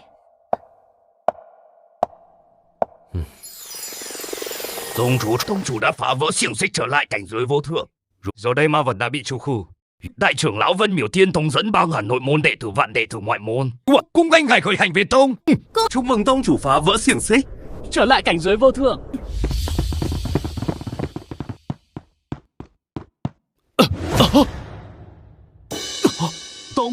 Tông chủ.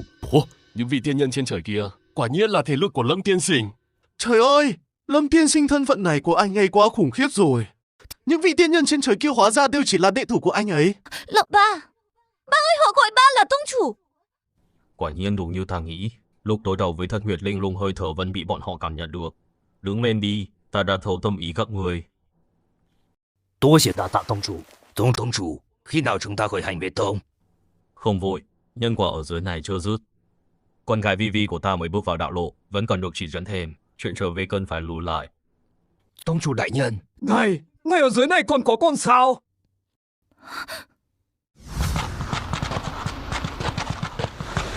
Cháu thở tìm thấy rồi, cuối cùng cũng tìm thấy rồi. Đây chính là nguồn gốc linh khí khôi phục, hồ san thế vĩ đại. Tôi chào đội trưởng, nồng độ linh khí ở đây cực cao. Chỉ cần hít thở thôi, biển cả đã thấy dị năng không ngừng tăng mạnh. Thật tuyệt vời. Trả chiếm lại nơi này, chúng ta sẽ là dị năng giả mạnh nhất trái đất. Thế giới sẽ do chúng ta thống trị. Thành nữ vĩ đại, con sẽ dùng hồ sáng thế mênh mông này để cung phụng thần vật người ban tặng, gửi lấy sức mạnh vô tận cho chúng con.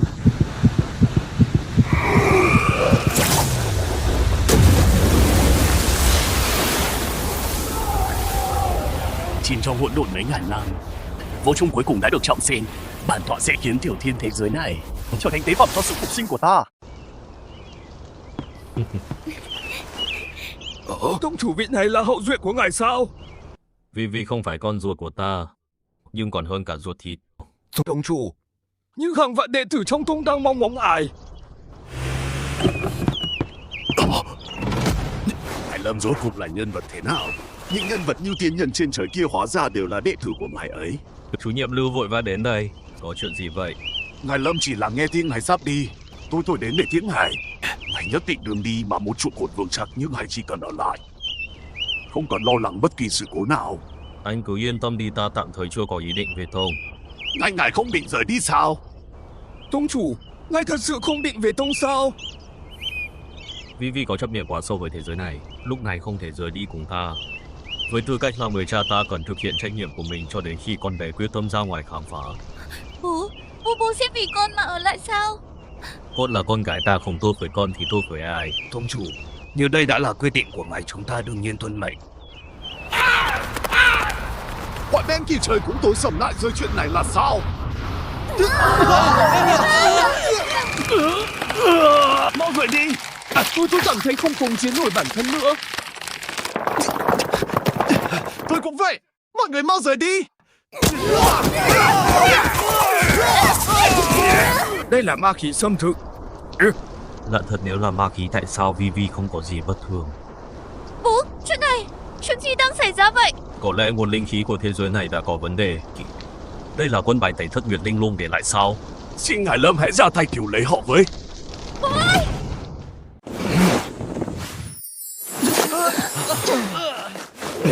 Tông chủ, chúng ta có thể cứu được nhất thời nhưng không cứu được cả đời. Như ngài nói đúng lắm. Vấn đề chắc là nằm ở nguồn linh khí của thế giới này. Nếu không giải quyết chuyện này é là sẽ xảy ra thường xuyên. Đại trưởng lão nói cũng có lý. Vivi sẽ không bị dị biến. Có lẽ vì linh khí của con bé phần lớn là từ ta. Còn bọn họ hấp thụ linh khí từ nguồn của trời đất này dị biến. Nhưng người này đương nhiên cũng sẽ gặp chuyện. Nước cờ thất Nguyệt Linh Lung để lại thật khéo léo. Trước chuyện này, nếu cứ dị biến liên tục, người thức tỉnh sẽ không phân biệt địch ta, tàn sát lẫn nhau, thế giới chẳng phải sẽ đại loạn sao? Đâu chỉ là đại loạn, Mọi người sẽ đều trở thành ma vật. Ngày thế giới này diệt vong không còn xa nữa. Diệt vong? Cả thế giới này đều sẽ bị hủy diệt. Cậu nói cái gì? Thành phố Giang xuất hiện lượng lớn người thức tỉnh dị biến, đang tấn công thành phố. Thành phố Giang thất thủ rồi, hàng vạn người thức tỉnh. Chủ nhiệm Lưu, tình hình thế nào? Lượng lớn người thức tỉnh dị biến đang tấn công thành phố. Đã có vài thành phố thất thủ, và vẫn còn nhiều thành phố khác đang xảy ra sự cố người thức tỉnh dị biến. Bà, con xin bà, hãy cứu lấy họ. Cứ một thành phố không khó, nhưng vô số thành phố đang xảy ra dị biến. Cho dù là ta, cũng không thể phân thân lo hết được. Tông chủ quên chúng tôi rồi sao? Con gái của tông chủ cũng là một thành viên của Vân Miểu Tiên Tông chúng ta. Thế giới của tiểu thư gặp nạn, chúng tôi sao có thể khoanh tay đứng nhìn? Đại trưởng lão, ngài sẵn lòng giúp cháu sao? Tiểu thư, việc của người cũng là việc của lão phu. Được vậy thì tốt quá. Vậy các người phụ trách trấn áp dị biến, thì bản tọa sẽ đi tìm nguồn linh khí của trời đất này. Vivi, trận chiến này con hãy đi cùng ta. Vivi đã luyện được công pháp thực lực ở dưới này, có thể coi là hàng đầu. Hiện đây hãy mượn chuyện này để rèn luyện một phen y pháp. Tuân lệnh tông chủ. Đệ tử Vân Miểu Tiên Tông nghe lệnh, chuyến đi này chỉ diệt tà túy, bình loạn lạc, trả lại cho thế giới này một càn khôn tươi sáng rõ.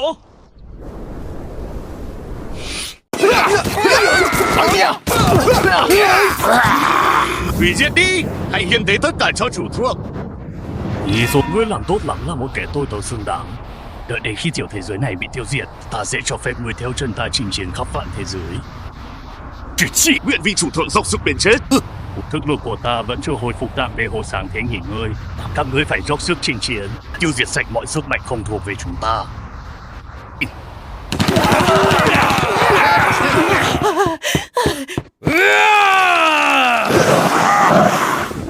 Vì những kẻ biến dị này đã bị điều khiển. Ba căn đã ăn sâu. Thanh tẩy không giải quyết được vấn đề, chỉ có tìm ra kẻ đứng sau mới diệt được tận gốc. Ba, con có thể làm gì? Giết. Giết đến khi kẻ đứng sau lộ diện. Ba không thể tùy tiện ra tay, rất dễ rút dây động rừng. Cứ giao cho con ba, con không thể trốn sau lưng ba mãi được.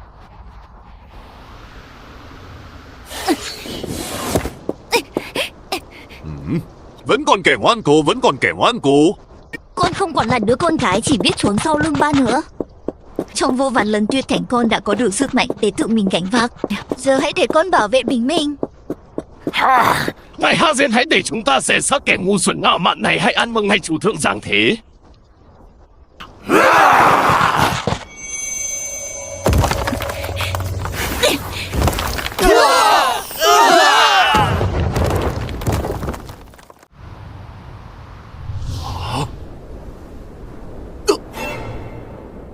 Sao có thể chứ?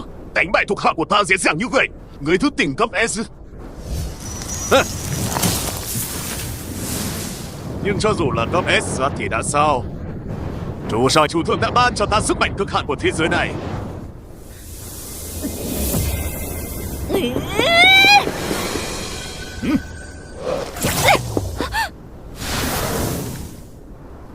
Sao có thể chứ? Tại sao ta không thể sử dụng linh khí nữa?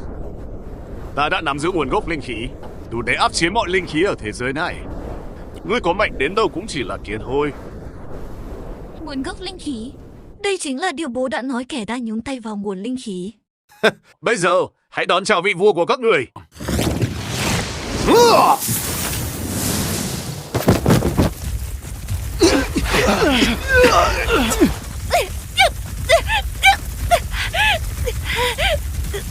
Trấn phục tùng hoặc là chết.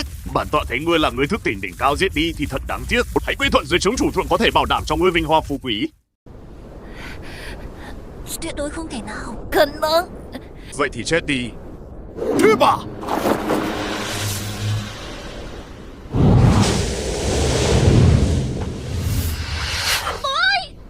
Bố đây.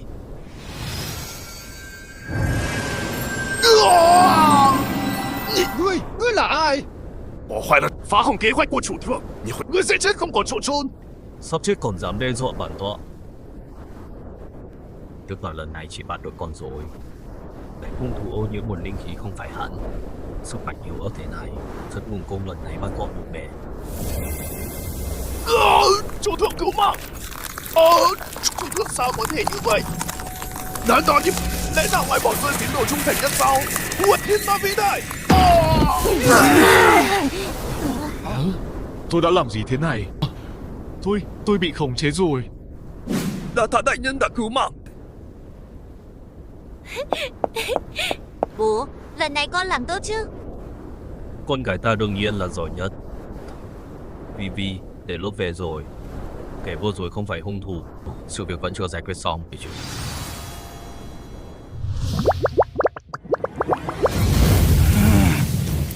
我的仆从被杀，内德国大被giết rồi. Hơi thở này là cường giả cấp tiên tôn. Một tiểu thiên thế giới hẻo lánh nhỏ bé thế này, sao lại có cường giả như vậy?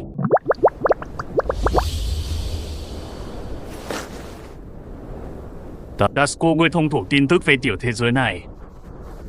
Có biết vị tiên tôn đó không? Thiên Ma Điện Hạ kính mến.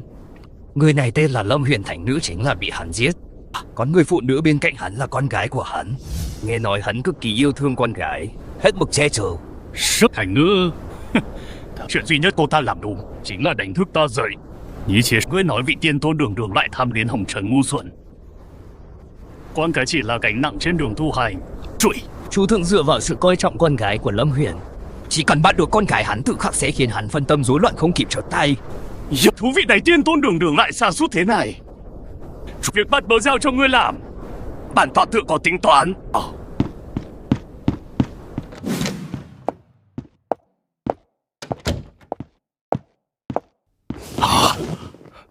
Tông chủ, ô nhiễm các thành phố đã được kiểm soát sơ bộ. Lý Thành Lâm đã nhận được phản hồi. Chắc khủng hoảng phía thành phố Giang đã giải trừ. Đương nhiên có anh. Nếu không Hoa Hạ đã bị hủy trong chớp mắt. Mọi chuyện vẫn chưa kết thúc đâu. Thứ chúng ta tìm thấy chỉ là một con rối. Kẻ đứng sau ô nhiễm linh khí là người khác. Còn có chuyện này sao? Chẳng lẽ là sau này vẫn sẽ liên tục xảy ra chuyện người thức tỉnh bị biến dị? Chưa có việc này phải làm sao đây? Phải tìm ra nguồn gốc linh khí, triệt để tiêu trừ hậu họa. Đại trưởng lão, ông hãy đi cùng ta.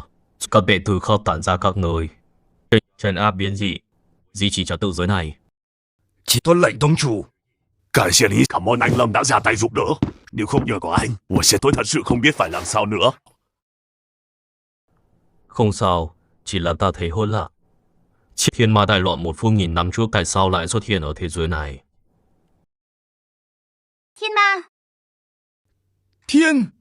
Thiên ma! Chưa sự tồn tại như vậy sao có thể xuất hiện ở đây? Thiên ma là cường giả tiên tôn thời thượng cổ. Sau khi bị trọng thương năm đó đã trốn thoát khỏi thiên ngoại thiên. Từ đó không còn ai biết tung tích của hắn nữa. Khoan đã, hắn chính là đã trốn đến thế giới này. Chắc hẳn là bị Thận Nguyệt Linh Lung phát hiện, dùng thủ đoạn nào đó để hồi sinh hắn. Như vậy thì cũng hợp lý rồi. Hắn chính là hung thủ làm ô nhiễm linh khí. Không ngờ lại là ma đầu thượng cổ thế này. Sự tồn tại bực này làm ô nhiễm nguồn linh khí phàm giới quả là dư sức. Đại trưởng lão, thiên ma đó mạnh lắm sao?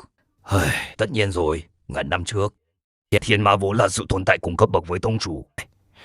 Tuy nhiên lời đồn rằng thiên ma bị trọng thương, chỉ còn lại một trái tim lưu lạc khắp vạn thiên thế giới.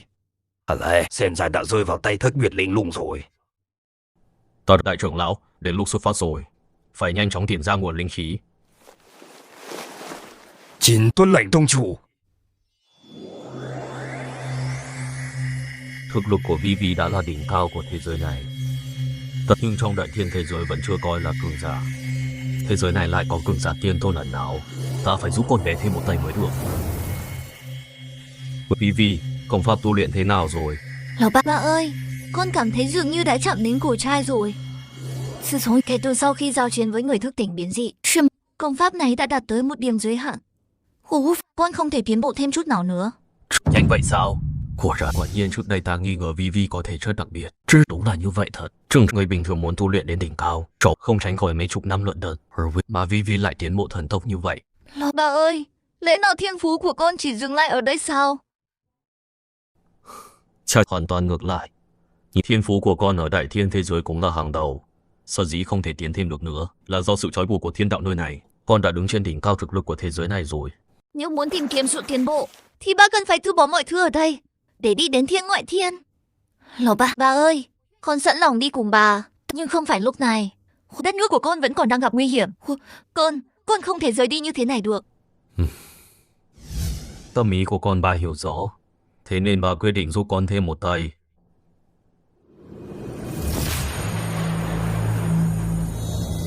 Thế giới này không cho phép có tiền.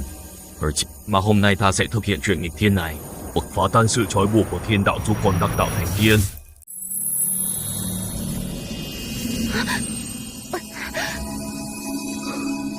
Ba ơi, con cảm thấy có thứ gì đó đang kéo con. Cứ như muốn bay lên trời vậy. Đừng quá căng thẳng thằng cầu Trần Tiên. Đây là thiên đạo nơi này đang bài xích con. Muốn con phải phi thăng ngay lập tức. Nhưng con gái của ta, dù là thiên đạo cũng không thể thay đổi được ý chí của nó.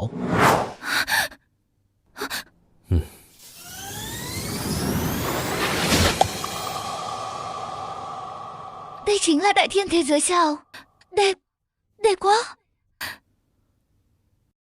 Tiểu thư thăng cấp chân tiên rồi. Tông chủ, đây là muốn nghịch thiên mà làm.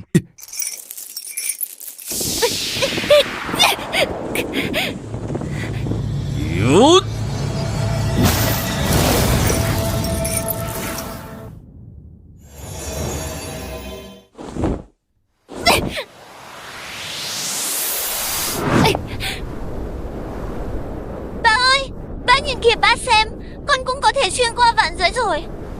Sau khi thăng cấp chân tiên mới có được năng lực xuyên qua đại thiên thế giới. Cứ ngờ Vivi vẫn cần thêm vài năm nữa.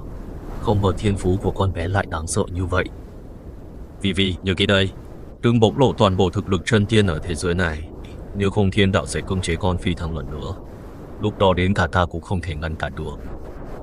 Ba ơi, ý ba là lần này là thiên đạo nể mặt ba sao? Cứ coi là vậy đi. Lần tới khi con dùng hết sức chính là lúc con phải phi thăng lên thiên ngoại thiên. Tại sao ba dùng hết sức mà không bị phi thăng? Theo lý thì sức lực của ba mạnh hơn con nhiều. Đáng lẽ ba phải bị hạn chế nhiều hơn mới đúng. Tiên tôn đã siêu thoát tất cả, không quy tắc nào có thể trói buộc được ta nữa. Chỉ là trước khi linh khí khôi phục, khi ta còn là tiên vương thì mới bị hạn chế không thể ra tay. Ba ơi, con còn kém ba bao xà. Người tu hành kỵ nhất là cao ngạo viển vọng, quỷ đường của con còn dài lắm. Nhìn kỹ trước mắt mới là mục tiêu hàng đầu.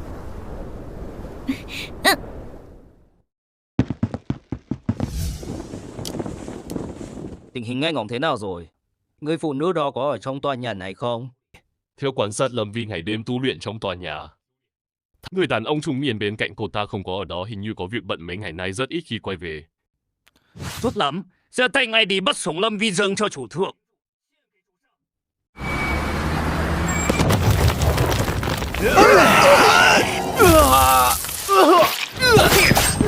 Họ từ đâu tới vậy? Chuyện này sao có thể chứ? Đều là những người thức tỉnh cấp S.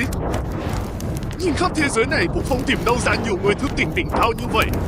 Ôi, những kẻ yếu đuối của Hoa Hạ mau đầu hàng đi. Chủ thượng nhân tử sẽ tha mạng cho các người. Mời. Khi thế thất mạnh mẽ, sao bọn họ lại tấn công chúng ta như phát điên vậy? Trần Phong sao anh lại tới đây? Tiến sĩ Lâm đâu rồi? Mau hộ tống cô ấy rời khỏi đây, đợt tấn công hung hãn thế này e là chúng ta không chống đỡ nổi. Lâm Tiên Sinh và đại trưởng lão đã ra ngoài tìm mua linh khí, họ tạm thời chưa thể quay về ngay được. Tiến sĩ Lâm tuyệt đối không được xảy ra chuyện gì. Tiến sĩ Lâm đã xông vào trong rồi. Mất đi chuyện à? Đùa cái gì thế? Đó là con gái của Lâm Tiên Sinh đấy. Tiến sĩ Lâm, cô mau quay lại đi. Chủ nhiệm Lưu, ông yên tâm đi. Hãy tập hợp người bảo vệ dân chúng, những kẻ này cứ giao cho tôi.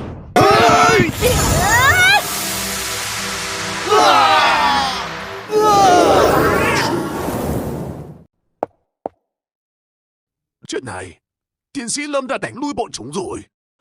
Chuyện gì thế này? Đây toàn là những người thức tỉnh cấp S. Vậy mà ngay cả một chiêu của tiến sĩ Lâm cũng không đỡ nổi. Một người trấn giữ, vạn người khó qua. Ê, tiến sĩ Lâm lại mạnh đến thế sao? Quả nhiên đây chính là sức mạnh của chân tiên cảnh. Dù không dùng hết sức, nhưng kẻ thức tỉnh cấp S này vẫn yếu ớt đến mức chẳng thể làm ta lay động mảy may. Các người là ai? Nhìn thấy có rồi. Tiểu thư Lâm Vi. Một lửa này trông quen quá. Các người là thuộc hạ của tên Thiên Ma Đỏ. Còn dám đến đây làm cản. Bài học lần trước vẫn chưa đủ sao? Lần trước là do tên trung niên đỏ nhúng tay. Phật nếu không hao rằng đã không thất bại. Còn bây giờ theo tin tức của ta, người đâu không có ở đây. Các người lấy gì để chống lại bọn ta? Không cần nói nhiều. Đã đến thì ở lại hết đi. Đang tín đồ tà ma nên xuống 18 tầng địa ngục. Ta không còn là ta của trước kia nữa. Lần này không cần ba ra tay đâu. Đây chính là nguồn linh khí của thế giới này. Chỉ mới đến gần, đã cảm thấy tu vi bị ngưng trệ. Cường giả tiên tôn thượng phủ, dù đang trọng thương, vẫn không dễ chọc vào đâu. Ông chủ, Cẩn thận khi bán luận trước mặt bổn tọa, lũ hậu. Dám bàn luận về bổn tọa trước mặt bổn tọa, lũ hậu bối hèn mọn, đừng còn lao xược. Chẳng qua chỉ là kẻ đến cả thiên ngoại thiên cũng không dám ở lại mà thôi. Việc gì phải tôn trọng. Khẩu khí lớn thật. Bổn tọa đã bảo mà. Chờ thế giới này sao có thể có tiên tôn?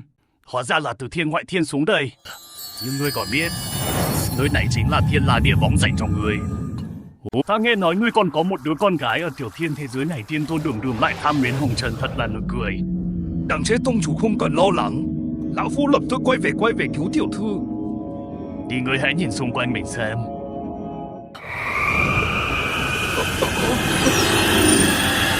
Đây là kết giới. Lại còn là kết giới cấp tiên tôn. Sự kết giới này do ta dày công sắp đặt, cho dù là cả thiên ngoại thiên cũng chẳng mấy ai phá giải được. Nhìn nhỉ, con gái ngươi đang ở trong tay ta, trong lúc phân tâm dù ngươi có là tiên tôn trước mặt ta cũng không có cơ hội thắng. Ngũ chủ ngươi chính là câu duyên để ta trở lại đỉnh cao. Ngươi, hèn hạ tông chủ mày cứ dốc toàn lực đối phó hẳn, lão phu sẽ phá giải trận pháp đi cứu tiểu thư. Ngươi không nghĩ là dựa vào đám người đó có thể đe dọa được con gái ta sao? Tay tớ của ta giết chết Lâm Vi, ta sẽ bàn cho các ngươi sức mạnh của trên tất cả.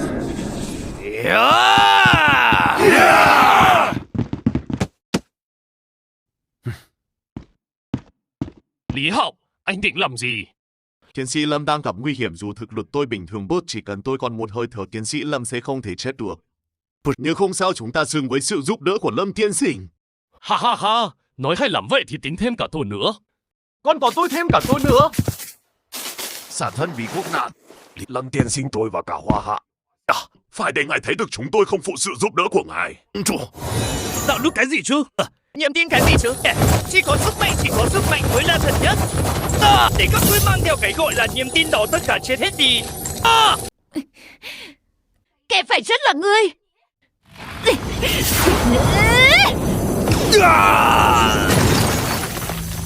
Đây chính là chân tiên sao? May mà phút cuối đã thu lại vài phần lực. Nếu không đã phi thăng lên thiên ngoại thiên rồi. Chúng ta thắng rồi. Liêm tiến sĩ Lâm không ngờ lại có thực lực này. Hắn chắc là chết rồi nhỉ. Đây đúng là sức mạnh vĩ đại. Sức mạnh như thế này không nên xuất hiện ở thế giới này. Ngươi suy chút nữa đã hại ta phi thăng. Để trả giá, ta sẽ lấy mạng của ngươi. Không.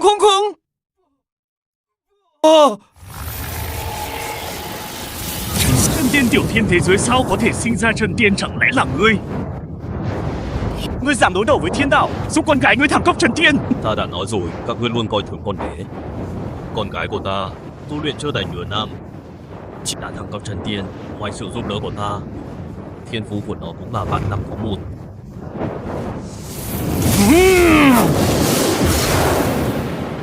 Ta đã nói đường là tiên tôn, tại sao lại đến tiếc hồng trần? Ngươi chẳng qua là thấy con gái mình thiên phú dị bẩm thôi. Nửa năm tu thành chân tiên, năm xưa ta cũng không nhanh như vậy. Dù cho con bé không có thiên phú gì, vẫn cứ là con gái của bổn tọa. Thiên ma, kế hoạch của ngươi hỏng rồi. Bây đã chuẩn bị sẵn sàng để đón nhận cái chết chưa? Không, vẫn chưa kết thúc đâu. Con gái ngươi là sắp phi thăng rồi, chi bằng để ta giúp nó một tay. Kết cục tệ nhất cũng là ngươi phải rời đi, ta sẽ một mình luyện hóa tiểu thiên thế giới này. Lúc đó con gái ngươi phi thăng thiên ngoại thiên, ngươi còn ở lại đây để tiếp tục ngăn ta không? Mà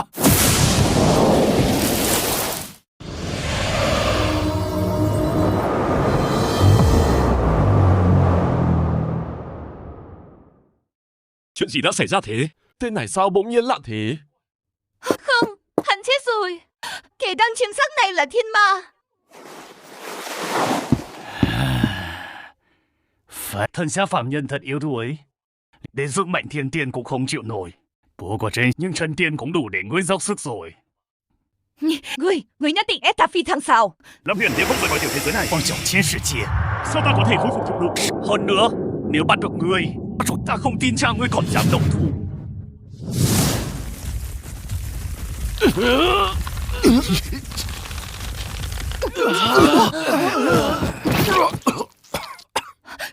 Chuyện này là sao? Thiên ma lĩnh vực là pháp thuật thiên ngoại thiên. Cha ngươi chưa dạy ngươi về thiên ngoại thiên nhỉ? Giai linh trong lúc lĩnh vực bao trùm, huyết khí của những người này đều sẽ bị ta hấp thụ. Chỉ cần nửa tiếng thôi, cả thành phố này sẽ không ai sống sót. Tất cả sẽ hóa thành huyết khí, chỉ là muốn sức mạnh cho ta. Ilya, Tiến sĩ Lâm, mau chạy đi. Đừng quan tâm, chúng tôi hoa hạ vẫn cần anh. Chúng tôi chết cũng không sao. Tự do sự ý. Chỉ còn nửa tiếng thôi. Hãy nhìn đồng đội của ngươi đi. Dân chúng cả thành phố này chỉ dưới sự bao phủ của pháp tướng, họ đều sẽ phải chết trong đau đớn. Đánh không lại liền hóa phân thân bỏ chạy. Đó là phong thái của đường thiên ma sao? Ngươi vậy mà lại đuổi theo đến tận đây. Vân Diệu Tiên Tông đệ tử đâu hết rồi? Có mặt rồi. Lập thủ thiên đặng ma kiếm trận. Đệ tử tuân lệnh. Sư muội chắc là quên bọn ta rồi. Đều là đệ tử tông môn. Việc gì phải khách sáo thế? Muội là con gái tông chủ, dĩ nhiên là một phần của Vân Miếu Tiên Tông, cũng là sư muội của chúng ta. Đâu ra một lỗ tạp chủ thế này? Chân tiên, thiên tiên thứ rác rưởi này cũng dám hòng chuyện của ta. Muốn làm hại sư muội ta phải hỏi qua bọn ta đã.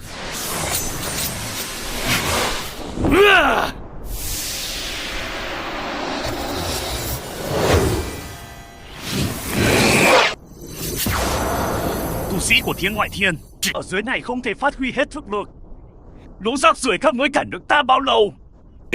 Bọn ta tuy không thể dùng toàn lực nhưng có thể mượn kiếm cho sư muội. Chém chân tiên, dư sức rồi. Tiểu sư muội tiếp kiếm.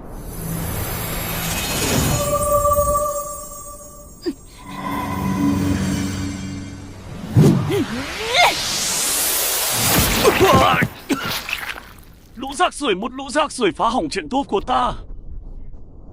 Ta sẽ khiến các ngươi đời đời không được luân hồi chìm đắm vạn kiếp không dứt.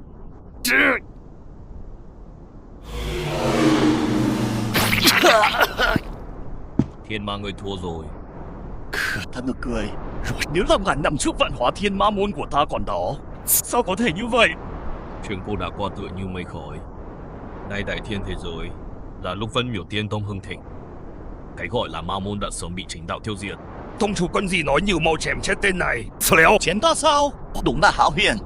Ê, kết giới của ta vẫn chưa tan biến, nếu ta muốn đi ai cản được chứ? Vậy sao?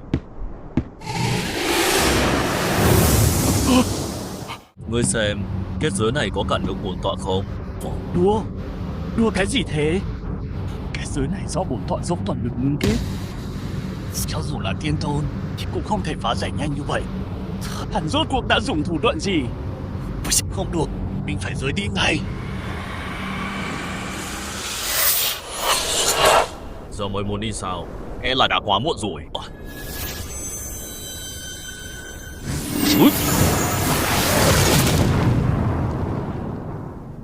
Tông chủ, thiên ma đỏ đã bỏ mạng chưa? Vẫn chưa. Dù sao cũng là thiên tôn, không dễ giết như vậy đâu. Vào giây phút cuối cùng, hắn đã tự phế một đao, dù vì rớt xuống tiên vương, muộn được trốn thoát rồi. Sự tồn tại như vậy để hắn trốn thoát sẽ để lại hậu họa không lường. Chuyện đó quan hệ mà. Hiện giờ thiên ma đã bỏ trốn, nguồn cơn âu nhiễm đã biến mất. Đại trưởng lão, ông còn lại thanh lọc linh khí, bổn tọa về chăm sóc Vi. Tuân lệnh.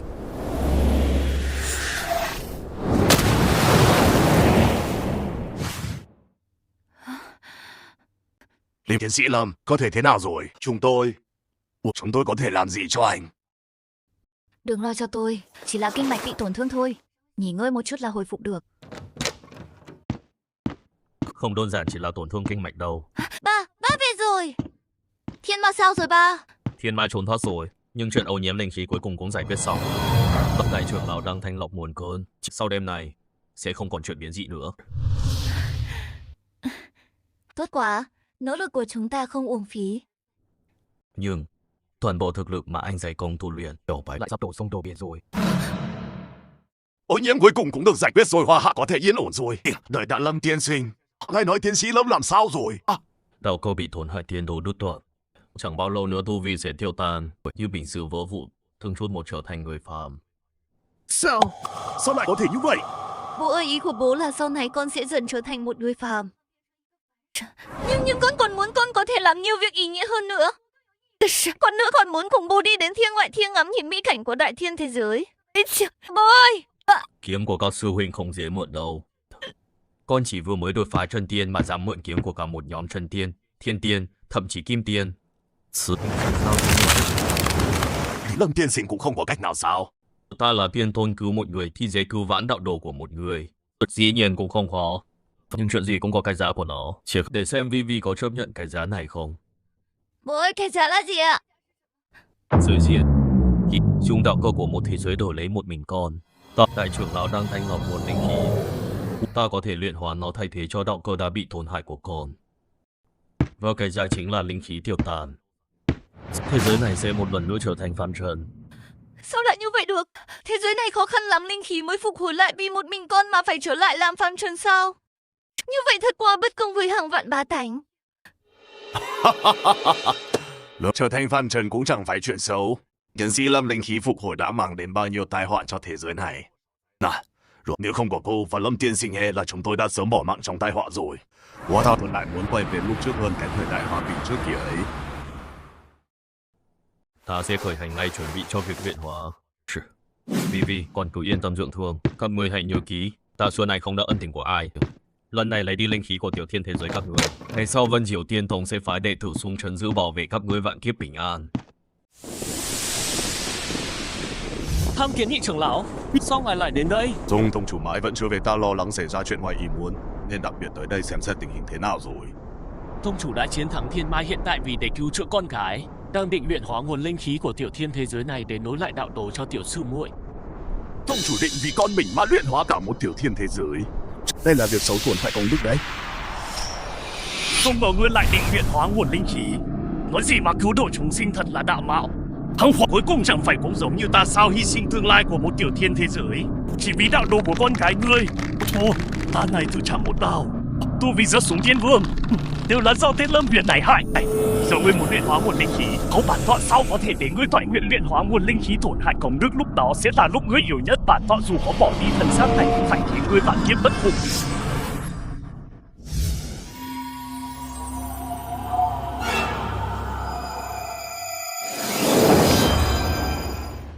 Thể nào đến đó? Con gái của tông chủ ta thấy cũng chỉ là hạng tầm thường. Anh là đệ tử dưới trướng bố tôi à? Ta là nhị trưởng lão của Vân Miếu Tiên Tông, đường chủ chấp pháp đường nắm giữ vị trí cảnh kim của người sắp. Có cảnh giới trên phương biên mạng, đặc biệt tới của ngươi, để xem vì sao tông chủ lại u mê vì ngươi như vậy.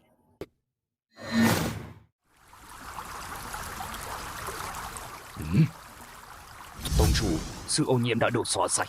Hôm nay bây giờ có thể luyện hóa. Để bôi bổ đạo cô cho tiểu thư. Việc này nên tiến hành sớm. Nhị trưởng lão đã xuống hạ giới rồi. Đi cùng còn có hơi thở của thiên ma. Xem ra việc luyện hóa nguồn linh khí lần này còn bị cản trở. Nhị trưởng lão, lẽ ra ông ấy phải đợi ở thông môn chứ sao lại xuống hạ giới khi chúng ta sắp về? Ông ấy muốn thử thách tâm tính của Vivi. Cái gì? Tuyệt đối không được. Nhị trưởng lão tính tình nóng này cứ để ông ta làm loạn như vậy. Chỉ lỡ làm hại tiểu thư thì phải làm sao? Ta có lòng tin vào Vivi. Đây chính là tâm kiếm, đao chém xác thịt, tâm chém thần hồn. Tông chủ lại muốn luyện hóa tiểu thiên thế giới để nối lại đạo lộ cho con. Ta phải xem thử tâm tính của ngươi thế nào, liệu có xứng với sự hy sinh của tông chủ. Cha đã hy sinh vì con nhiều như vậy, chút đau đớn này có là gì chứ? Họ tâm tình khá đấy, ngươi thường nếu chịu nỗi đau vạn tiễn xuyên tâm này, chỉ một lát là sẽ phải quỳ gối xin tha. Không ngờ con bé lại kiên trì được. Đúng là con gái của tông chủ, nhưng nếu lấy đi nguồn linh khí, thế giới này sẽ trở thành cõi phàm. Tôi làm vậy là để cứu thế giới của mình. Hiện tại tôi hoàn toàn không thẹn với lòng. Hơn nữa, thành cõi phàm cũng chẳng có gì xấu. Linh khí khôi phục, những người thức tỉnh liên tục xuất hiện. Chưa hết mới có mấy ngày thôi mà, thế giới đã thay đổi chóng mặt rồi. Ta cho mọi người đều là người bình thường. Chứ đây chẳng phải là chuyện tốt sao? Tâm tình đáng khen ngợi. Thôi được, nguồn linh khí đã được tịnh hóa. Trong tông chủ và đại trưởng lão chắc đang đợi chúng ta. Jirus, nếu vậy hãy cùng lão phu đi tới đó.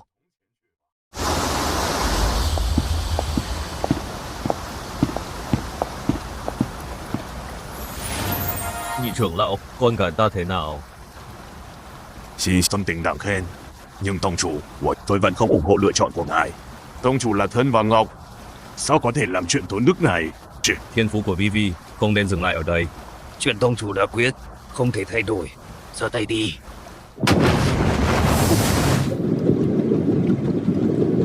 Vivi, cha sẽ nối lại đạo cơ cho con. Nhưng sau khi luyện hóa, con sẽ đạt cảnh giới chân thiên viên mãn, không thể ở lại thế giới này nữa. Con có hiểu không? Bà cứ ra tay đi, con chuẩn bị xong rồi. Ôi!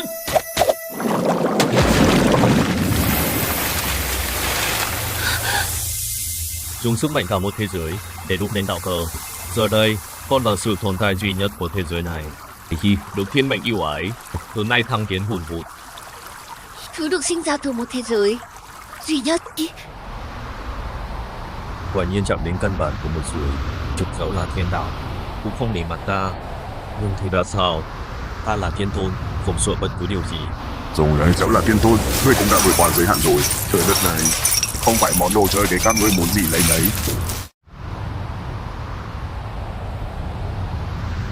Ta là thiên tôn, ác trần ác vạn vật thế gian.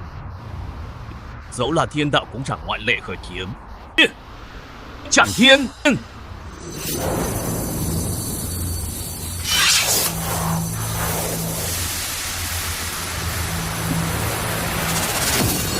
Nó bắt ba ngờ quá đi. Đến bao giờ con mới mạnh được như ba nhỉ? Bất kính với thiên đạo, dù là thiên tôn cũng phải chịu phạt. Trước bỏ ngàn năm công đức của người, chiến thần hoang lu mờ, chẳng còn như xưa. Tông chủ đúng là chẳng biết sốt. Thằng, thế có ngàn năm công đức đâu có dễ. Chỉ vì một đứa con gái phàm trần.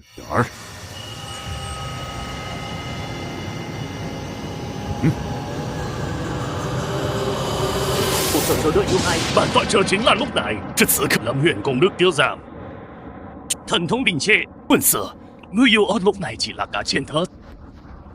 Thiên ma, tông chủ sớm đã liệu được ngươi sẽ tới. Sẽ đến đúng lúc lắm. Ồ, lão phu đợi ngươi lâu lắm rồi. Hai vị tiên vương, thật sự nghĩ ta không có quân bài tại sao? Mới có hậu手mà. Cụ bộ hạ và những nô bộc trung thành nhất của ta. Đập phủ im hơi lặng tiếng ngàn năm. Chỉ chia nhé. Giờ đây hãy nghe theo lời triệu hồi của ta. Bố thật cho ta sai khiến.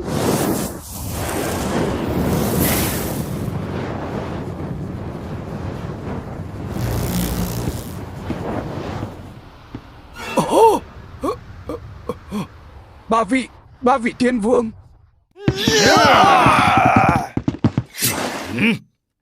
Lâm Huyền, lần này ta nhất định phải giết người. Bỏ bao mối thù ta phải tự phế tu vi. Các bạn ơi, con đến giúp ta đây. Tiểu thư.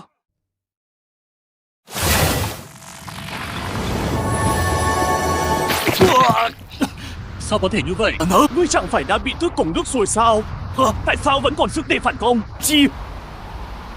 Thuốc bỏ cổng nước ưu ta vốn thuộc về chúng đạo. Hành thiện đâu chỉ ngàn năm. Chút cổng nước này nằm ít ở đó. Mất thì cũng mất rồi, ta không hề quan tâm. Sao lại có thể như vậy được? Lâm Huyền, chúng ta cũng là tiên tôn. Ngươi không thể giết ta đã đắc đạo từ ngàn năm trước. Vẫn còn vô số quân bài tại tiên tái châu báu. Ta có thể dâng hết cho ngươi. Việc làm ngày hôm nay, một là vì con cái ta, hay là để dụ ngươi vào chồng? Ngươi biết tại vì tình thế, ta cũng đã sẵn sàng kiếm ta địa ngục, muốn ta thả tù cho ngươi sao? Lúc này mà không phải đang nói đùa đấy chứ?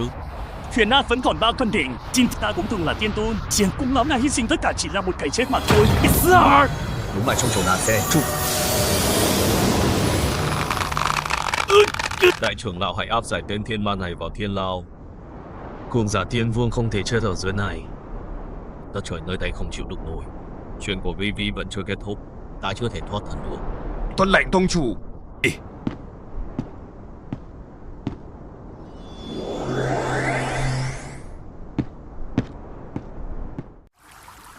Vì chuyện vừa rồi quá nguy hiểm. Thiên vương không phải đối thủ của con đâu. Sau này gặp chuyện tương tự, tôi tin tưởng bố là được. Con hiểu rồi. Tiếp theo đấy, ta sẽ đưa toàn bộ tinh thủy linh khí giới này vào mũi con. Từ nay con chính là nhất giới chi tử. Vận kiếp bất xâm, thiên duyên dồi dào, được thiên đạo sủng ái. Đây chính là đại thiên thế giới, vạn người có cầu cũng không được. Thiên mệnh chi tử bình thường, chẳng qua chỉ được thiên đạo để mắt, thêm vài phần may mắn mà thôi.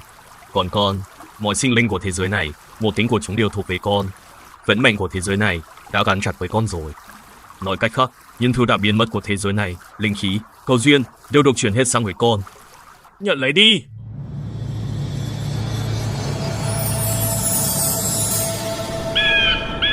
Thật đáng kinh ngạc. Thiên phú của con giờ mạnh đến đáng sợ. Công pháp bố đưa lúc trước, giờ xem lại, chỉ cần một cái liếc mắt là có thể thấu hiểu tinh túy. Tu vi của con chân tiên viên mãn rồi. Không chỉ vậy đâu, đã vượt xa kỳ vọng của bố. Bây giờ chỉ cần con muốn, có thể lập tức đột phá lên thiên tiên. Đây chính là cả một tiểu thiên thế giới sinh ra một người duy nhất sao? Nhị trưởng lão, giờ ông thấy con gái ta thế nào? Tâm tình đáng khen, hiếu thảo hiếm thấy trên đời. Thiên phú vạn người có một. Ngay cả năm đó, tông chủ ngài cũng không có điều kiện tốt thế này. Thiên phú tốt như thế này. Chuyện người bình thường, dù bổn tọa có ra tay, cũng không thể luyện tinh túy một giới vào cơ thể họ. Phần lớn vẫn là do vi thiên phú dị bẩm, cộng thêm tâm tình kiên cường bất khuất. Bố ơi, con có một thỉnh cầu. Trước khi đi, con muốn quay về nhìn lại một lần. Nhìn lại những người và chuyện xưa chúng ta từng biết. Được, cũng đến lúc phải nói lời từ biệt rồi. Chủ nhiệm Lưu nên cho một lời giải thích. Tại sao linh khí thế giới lại biến mất? Chẳng có gì để giải thích cả. Linh khí biến mất thế giới Thái Bình có gì không tốt sao? Trong khoảng thời gian này, vì linh khí khôi phục đã có bao nhiêu người vô tội phải chết? Linh khí biến mất là cản trở chúng ta thẩm đạo trường sinh. Ông chính là tử thủ lớn nhất của chúng ta. May mà trong người đệ tử thông môn vẫn còn linh khí. Giờ đây cả thành phố này đều nằm trong tay ta. Ông muốn thế nào? Nếu không khôi phục linh khí dù có phải đồ sát cả thành cũng không giải được hận trong lòng. Tôi khuyên ông nên nghĩ cho kỹ, nghĩ cho bách tính đi. Chẳng sao. Hỗn tiếp! Vì tu lỗi cá nhân mà giảm lấy bách tính ra đe dọa. Thì đã sao? Cả người cầu đạo như giết cha mẹ người ta. Ta chỉ cho ông một cơ hội cuối cùng, nếu không khôi phục linh khí ta sẽ ra lệnh ra tay. Ai dám ra tay? Kể chút tu vi có rẻ mạng người. May mà linh khí này đã biến mất. Nếu không còn không biết các người còn làm ra bao nhiêu chuyện tàn ác nữa. Liên quan gì đến mày? Đồ xen vào chuyện người khác giết luôn cả mày bây giờ. Vậy sao? Của tôi, linh khí của tôi. Thế giới này sau này sẽ không còn người thức tỉnh nữa, cũng không còn người tu hành nào nữa. Khi mọi người đều tuân theo pháp luật tự khắc, mọi người đều bình đẳng, hòa bình, an khang mãi. Mày dựa vào cái gì mà quyết định thay chúng ta? Thông đạo trường sinh vốn dĩ đứng trên bách tính, mọi người bình đẳng, vậy ta còn tu tiên làm gì nữa? Chỉ dựa vào việc ta là vị thiên nhân cuối cùng trên thế giới này.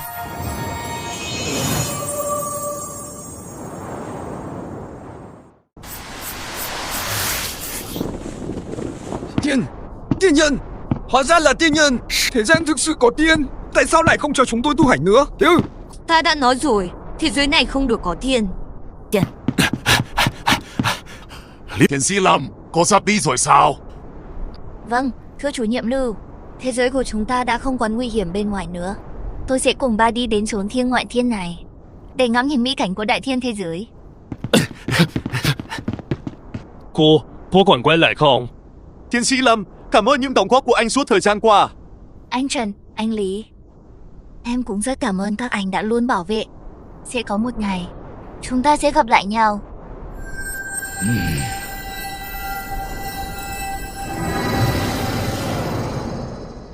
Tiểu thư, các sư huynh trong tông môn nhớ cô lâu lắm rồi đấy. Cũng đến lúc kết thúc tất cả rồi. Nhân gian rất tốt, boss cuối cùng vẫn phải nói lời từ biệt. Tạm biệt mọi người.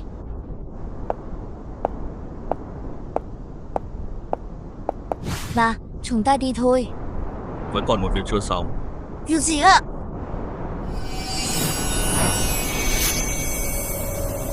Đại đạo vô tình, nhưng vận vẫn luôn để lại một đường sống. Cõi này không cho phép có tiên, nhưng với những ai quyết chí bước lên tiên lộ, ta sẽ để lại một con đường thông thiên. Phàm là người cầu đạo, leo lên thiên giai này, 12 vạn chính hình bậc dẫn thẳng tới thiên môn. Người có đại nghị lực có thể mượn thiên môn này đi thẳng tới đại thiên thế giới, truy cầu tiên lộ. Như những kẻ còn lại đều là phạm nhân. Từ nay về sau, phiêu miểu tiên tông ta sẽ mãi trấn giữ cõi này, duy trì sự bình yên. Ngoại trừ tông môn ta, cõi này không được có tiên. Vì đi thôi.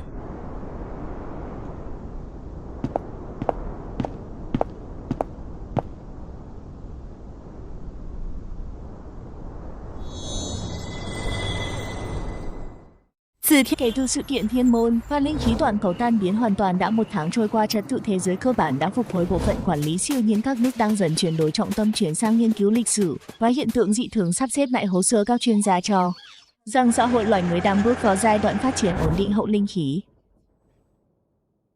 Thật giống như một giấc mơ vậy, bắt đầu thật rầm rộ, lại kết thúc trong lặng lẽ. Giờ nghĩ lại không có những ngày bay trời độn đất đánh đấm giết chóc đó cũng tốt. Thưa chủ nhiệm, với đa số mọi người là trở lại bình yên. Nhưng đã thấy phong cảnh tu tiên rồi, tôi không muốn làm một người bình thường nữa. Lão Trần, anh thật sự quyết định rồi sao? Cái thiên thăng đó nghe nói đến nay vẫn chưa ai đi hết. Lâm tiên sinh đã để lại con đường này chính là cho chúng ta một cơ hội. Trần Phong tôi cũng muốn thử xem sao. Đội trưởng Trần, đội trưởng Lý, lại đang bàn chuyện leo thiên thăng à? Để tôi nói nhé. Ngày tháng bây giờ thật ổn định, có biên chế, có lương bổng, không phải nơm nớp lo sợ. Tôi biết mấy. Có điều thiên thăng đó nhìn thôi đã thấy sợ rồi, mây mù bao phủ mịt mù, ai mà biết trên đó có cái gì. Đội trưởng Trần, anh nghĩ cho kỹ đi. Lỡ không lên được mà ngã xuống thì sao? Có những cảnh đẹp chỉ khi đứng ở trên cao mới thấy được, có những con đường không đi một lần sẽ không cam tâm. Cần.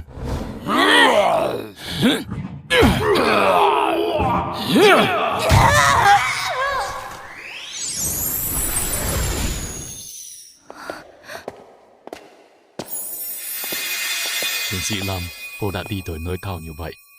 Trần Phong tôi tuy tư chất bình thường, nhưng con đường này do cha cô để lại. Tôi muốn thử đuổi theo bóng lưng của cô.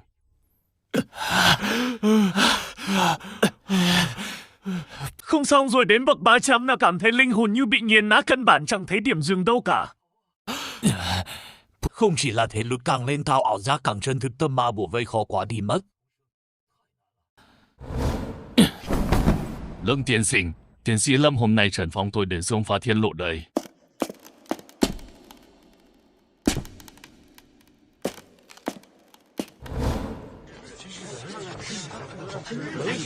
Nhìn kìa, lại có người lên rồi, là viên sĩ quan bảo vệ tiến sĩ Lâm lúc trước phải không? Nghe nói lợi hại lắm. Lợi hại đến mấy cũng vô ích thôi, đã 1 tháng rồi người đi lên chẳng có ai thành công cả. Duy nhất là đi được hơn 1000 bậc rồi đi xuống, nghe nói đi lên cao có thể thấy ảo ảnh thiên cung đấy. Cũng chẳng biết là thật hay giả nữa.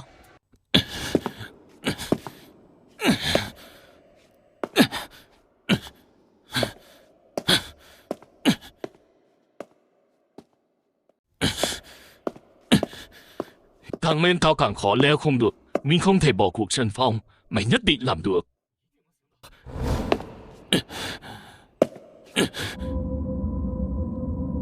Kiên trì lên. Có thêm chút nữa sắp đến nơi rồi.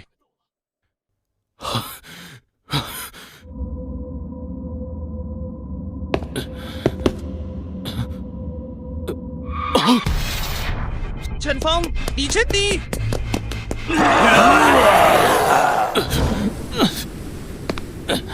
Tại sao không cứu tôi?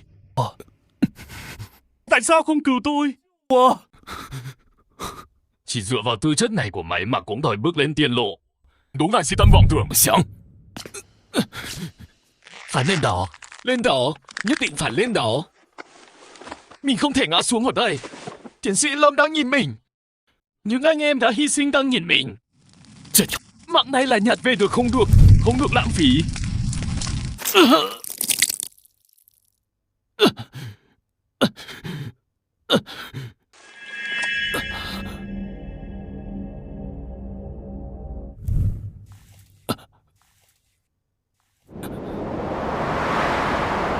Trần Phong, ngươi quả yếu không theo kịp bước chân của ta đâu, về đi.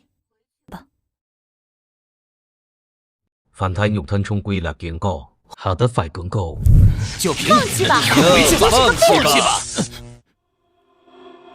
Về đi. Về đâu cô chứ? Về cuộc đời không chút sóng gió, nhìn một cái là thấy hết tương lai sao không? Ta đã thấy biển sao trời rộng lớn, sao có thể cam lòng về lại ao tù. Lâm tiên sinh đã chỉ đường. Tiến sĩ Lâm đã đi đến đích ta. Trần Phong dù có phải bỏ, cũng phải bỏ lên xem thử. Ta thức tỉnh rồi chiến. Con đường tu hành quý ở Châu Dư Vương bản tâm.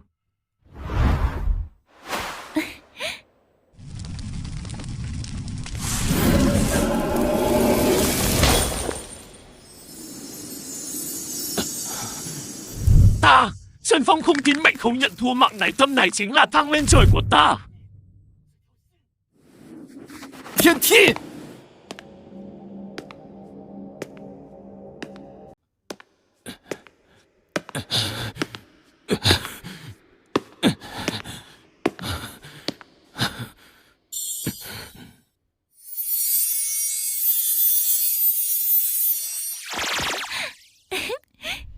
Ý chí như rất phá vọng tiến trần. Trần Phong, cậu đã vượt qua cửa ải khó khăn nhất. Đây không phải thử thách tư chất mà là rèn luyện tâm tính. Có thể dựa vào thân xác phạm nhân, dù ý chí bất khuất phá tan nào cảnh giới hạn, cậu đã có được nền móng vấn đạo. Anh Trần, anh thực sự lên được rồi. Em biết ngay là anh làm được mà. Ba đã nói rồi, thiên thắng không thử thách thiên phú, mà là lòng hướng đạo, anh làm được rồi. Lâm tiên sinh, tiến sĩ Lâm. Cháu không phụ sự kỳ vọng của mọi người. Con đường này cháu đã đi hết rồi. Phía trước vẫn còn hành trình, nhưng tâm trường đã phá, còn lại chỉ là tôi luyện nhục thân và tinh thần. Cứ thuận theo bản tâm mà đi tiếp. Ta và Vivi sẽ đợi cậu ở thiên ngoại thiên. Cố lên nhé anh Trần. Đợi anh đến đây rồi anh sẽ dẫn anh đi xem Vân Miểu Tiên Tông. Hùng vĩ lắm đấy.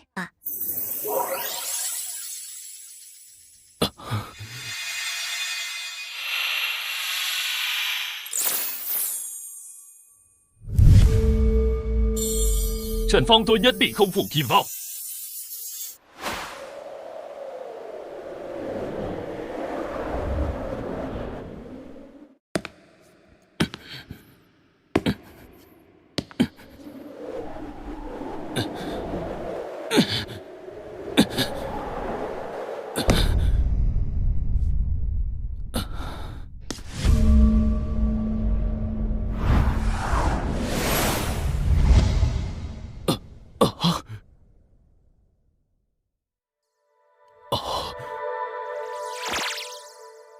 Chúc mừng đạo hữu đã vượt qua gian khổ.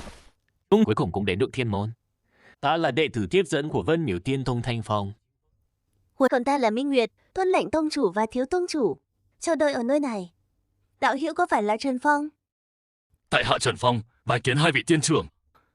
Tông chủ đã sớm dặn dò, phàm là người tự lực leo lên đỉnh thiên thàng, Bất kể xuất thân thế nào, đều được vào ngoại môn Vân Miểu Tiên Tông, ban cho cao duyên tẩy kinh phạt tùy. Trần Phong đạo hữu mời đi theo chúng tôi.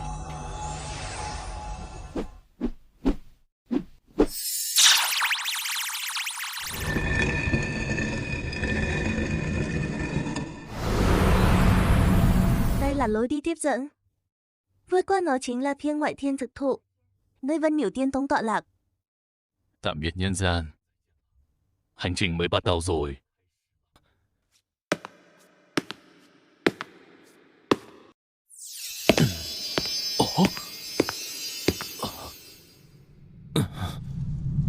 Nơi này chính là Tẩy Linh Trì. Trí trung trong hồ hội tụ nhiều loại thiên tài địa bảo cùng tinh túy từ linh mạch thuần khiết có thể gột rửa tạp chất cơ thể, tái tạo căn cốt, xây dựng nền tảng tu hành vững chắc nhất. Đây là câu duyên tông chủ dành cho người leo thang trời. Y vị trí kiên định, thân xác dù yếu nhưng đã tôi luyện được khí chất bất phàm. Có thể vào hồ tẩy kinh phạt tùy. Nhớ kỹ, quá trình này sẽ rất đau đớn, cần phải giữ vững tâm thần dẫn dắt linh khí trong hồ vận hành chu thiên. Đa tạ trưởng lão, đa tạ hai vị thiên trưởng.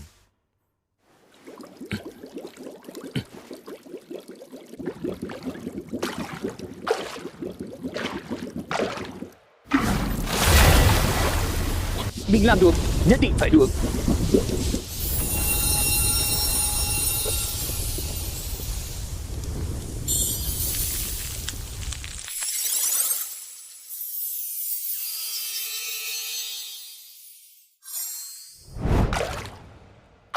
Căn cơ cũng tạm, ý chí đã bù đắp cho sự thiếu hụt tư chất. Xí tẩy kinh phạt tùy đã xong, có thể truyền vân diệu cơ bản dẫn khí quyết 3 tầng đầu tiên vào lệ phong cốc ở ngoại môn tu hành. Trần Phong đạo hữu, chúc mừng. Từ nay, đệ là đệ tử ngoại môn Vân Diệu Tiên Tông. Huynh dẫn đệ đến lệ phong cốc để ổn định. Đây chính là nơi ở của đệ.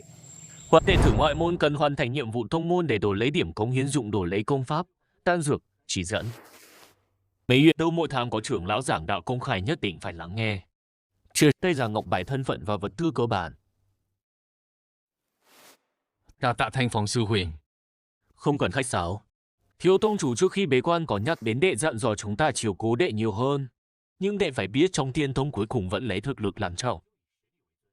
Tình nghĩa của thiếu tông chủ là một chuyện, con đường của đệ phải tự mình đi cho vững. Để hiểu, nhất định không phụ kỳ vọng thiếu tông chủ, cũng không phụ công sức leo thang trời của mình. Trong tông môn huynh còn có việc, nên xin phép đi trước, để hãy tự mình liệu lấy.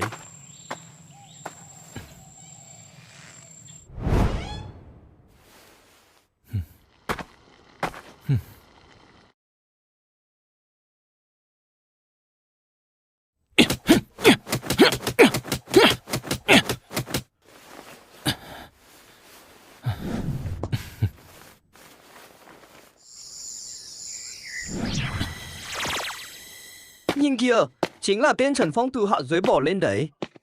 Thiếu nghe nói hắn gặp vận may cứ chó, cứ được thiếu tông chủ để mắt tới. Một kẻ phạm nhân được ngâm mình trong linh chỉ, mà cứ ngỡ là một bước lên thiên. Tu hành dựa vào tích lũy và thiên phú. Thiếu tông chủ chẳng qua là để tin cố thôi.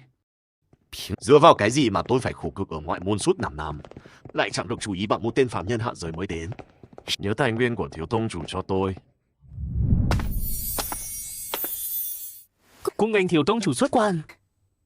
Thanh Phong sư huynh, Minh Nguyệt sư tỷ, không cần đa lễ. Trong thời gian ta bế quan, trong tông mọi chuyện vẫn ổn chứ? Ủa phước cha ta đâu rồi? Bẩm thiếu tông chủ, trong tông mọi sự đều ổn.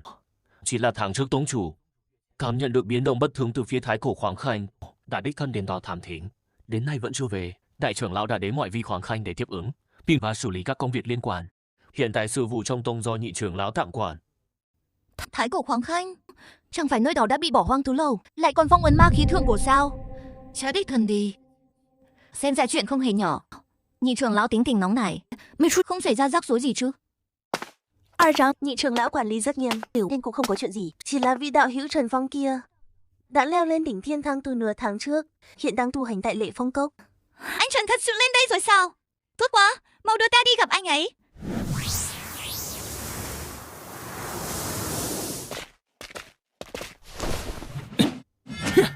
Anh Trần, em đến thăm anh đây. Trần Phong bái kiến thiếu tông chủ. Thiếu tông chủ gì chứ? Cứ gọi em là Lâm Vì. Hoặc gọi là tiến sĩ Lâm như trước cũng được. Dạ, đi thôi. Chỗ này không tiện nói chuyện. Em đưa anh đến một nơi tuyệt vời.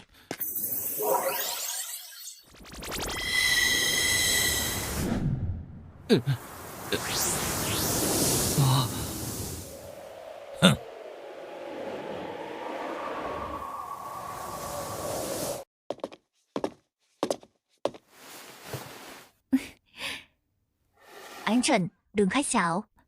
Đây là nơi tôi thường tu luyện. Linh khí tốt hơn ở Cốc Lệ Phong nhiều. Sau này rảnh anh cứ đến đây tu luyện. Việc này sao mà được? Tôi chỉ là đệ tử ngoại môn, sao có thể chiếm dụng tài nguyên của cậu, Lâm bác sĩ? Anh Trần, chúng ta là tình nghĩa sinh tử. Tình phân sát cánh chiến đấu ở nhân gian. Quy tắc tông môn sao bị được. Hộp cha tôi thường nói, trên con đường tu hành tài lữ pháp điện, tài nguyên rất quan trọng. Nhị thu trước của anh có lẽ không phải hàng đầu. Nhưng tâm tính nghị lực vượt xa người thường. Chỉ cái thiếu chính là tài nguyên và sự chỉ dẫn. Những thứ này tôi sẽ bù đắp cho anh. Đây là bồi nguyên đan, sự hợp để anh xây dựng nền móng lúc này. Cũng có căn bản bồi dưỡng nguyên khí. Đây là bản mà cha tôi tu luyện năm xưa, bản chép tay cứu truyền trúc cơ. Thiếu vàng, cao minh hơn dẫn khí quyết ngoại môn nhiều. Hướng xin anh hãy chú tâm lĩnh ngộ linh thạch thượng phẩm. Khi tu luyện hãy cầm trong tay, có thể tăng tốc hấp thụ linh khí. Lâm bác sĩ, tôi làm sao xứng đáng? Đừng nói mấy lời đó. Tôi đã xem hồ sơ tu luyện của anh tiến triển quá chậm rồi. Từ hôm nay, tôi sẽ đích thân chỉ dẫn anh hãy nhớ kỹ lộ trình vận hành cửu truyền trúc cơ thiên. Tôi sẽ giúp anh dẫn dắt vòng chu thiên đầu tiên.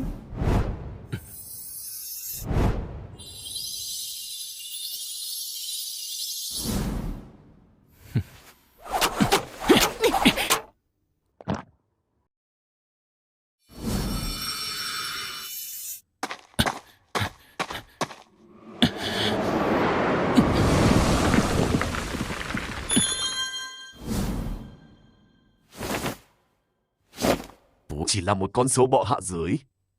Dựa vào đâu mà được thiếu tông chủ yêu ái? Tài nguyên cấp bậc nội môn. Những thứ này vốn dĩ phải là của ta. Ta đã khổ cực ở ngoại môn. Tư chất cũng không hề kém, chỉ vì không có chống lưng.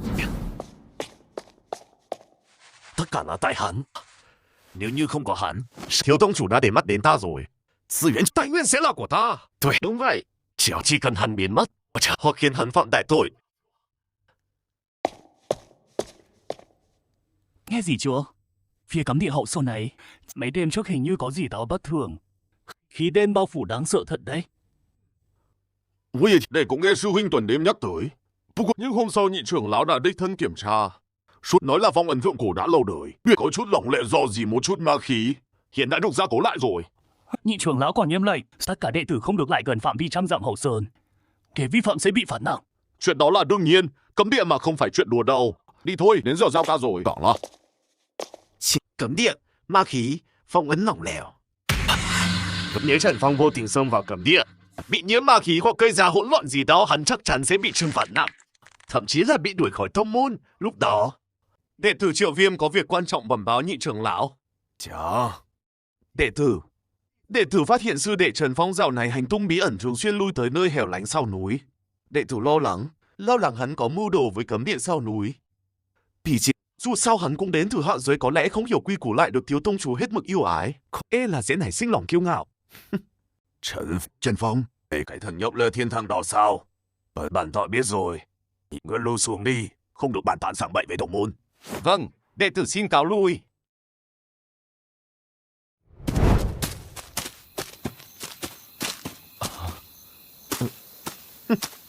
Sư đệ Trần Phong, đệ xem bên kia hình như có ma khí rò rỉ. Thiếu tông chủ dạo này đang bế quan, huynh lo là phong ấn đã xảy ra vấn đề, lại không dám tự mình báo cáo. Quả thực có dao động bất thường. Triệu sư huynh, chuyện này hệ trọng chúng ta nên lập tức báo cho chấp sự trưởng lão. Báo cáo sao? Muộn rồi. Ngươi cứ ở lại đây mà tận hưởng sự tẩy lễ của ma khí đi. Triệu Viêm, Ngươi phong ấn thiên la bị phá rồi. Thiên ma huyết ma tàn hồn của Thất Nguyệt Linh lùng thoát ra rồi. Trời giúp ta rồi. Thân ma của tên ngu ngốc này phá ma khí dò dỉ từ cấm địa, lại vô tình làm lúc lại lõi phong ấn đám đồ tử đồ thôn của Lâm Huyền. Hãy trở thành nguồn dưỡng chất cho sự hồi sinh của bản tôn đi, máu thịt và linh hồn tươi mới. Lâm Huyền tông môn của ngươi sẽ vì sự sơ hở của ngươi mà bị hủy diệt. Cứu mạng với! Ai cứu chúng tôi với!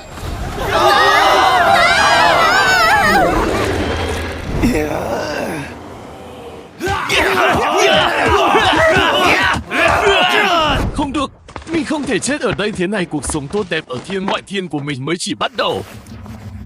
Mình nhất định phải sống sót.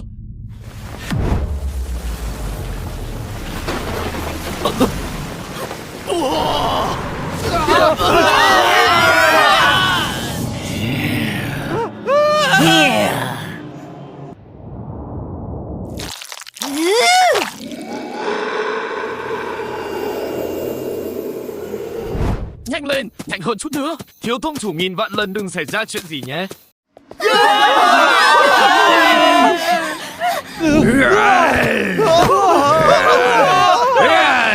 Tất cả đệ tử nghe lệnh kết trận tự bảo vệ. Thanh tẩy ma khí. Này mới chấp sự nội muốn theo bản tọa đi trấn áp ma hồn khôi phục phong ấn.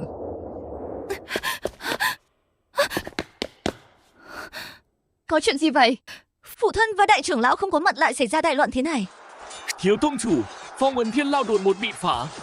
Tấn tàn hồn của ba đại ma đầu đã thoát ra, giờ đang ma hóa các đệ tử.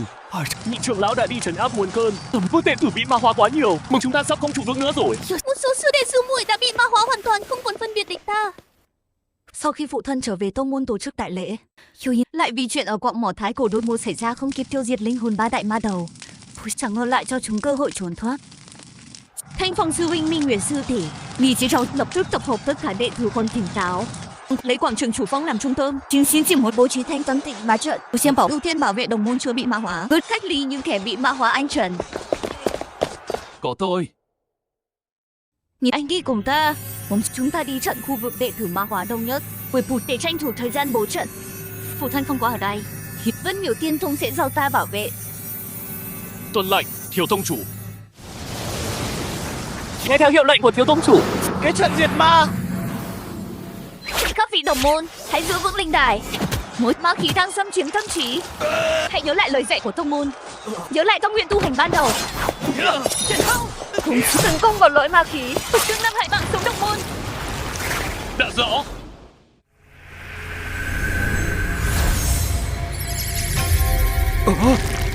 Sao, con nhóc xanh, dựa vào ngươi mà đòi cản ta.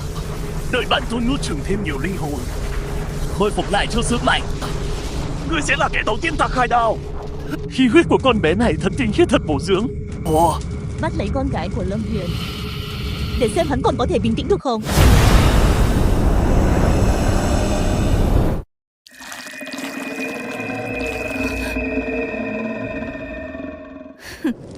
Chú tàn hồn bạn giảm náo dược. Thanh hồng kinh thiên.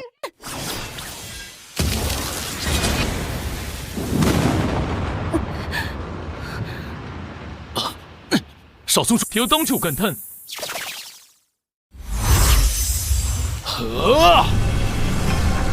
Tuần không thể trì hoãn nữa, Pishi phải nhanh chóng giải quyết 8 đệ tử ma hóa này,然后sau đó đi giúp nhị trưởng lão trấn áp nguồn cơn thiên lao. Hiếu ơi, dùng máu của ta triệu hồi tiên kiếm linh, kịch ma diệt ta, huống thiên nguy hiển hách, kiếm trận khởi.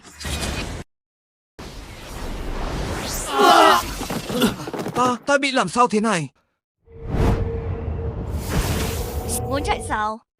Thanh Phong, Minh Nguyệt duy trì trận pháp. Trần Phong, theo ta đi trợ giúp nhị trưởng lão. Rõ.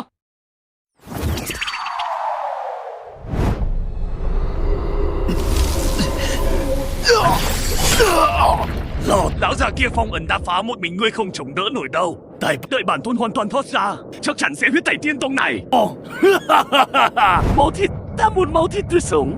Rồi. Lâm Huyền, ta muốn ngươi toàn bộ tông môn, gà chó không tha. Liêu!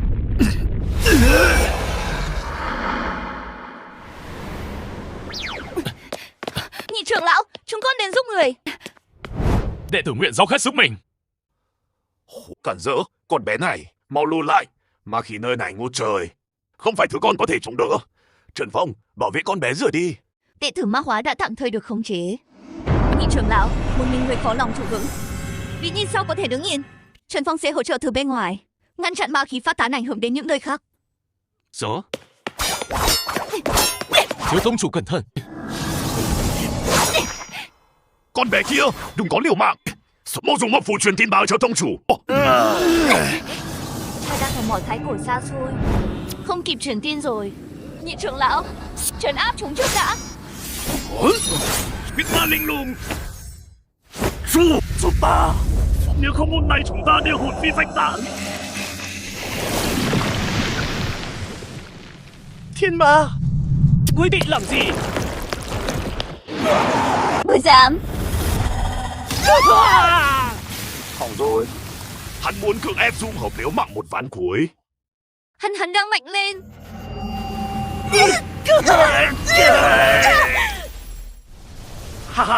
Sức mạnh đã lâu không thấy. Dù chỉ là ngắn ngủi nhưng đủ để giết các ngươi. Con gái của Lâm Huyền lấy mạng ngươi tế cờ trước. Chết đi. Thanh hồng hoặc thì.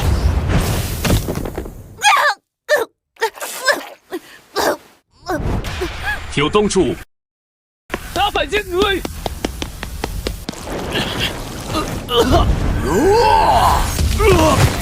Thiếu tông chủ. Lão già khốn kiếp hút mau. Hôm nay không ai cứu được nó đâu.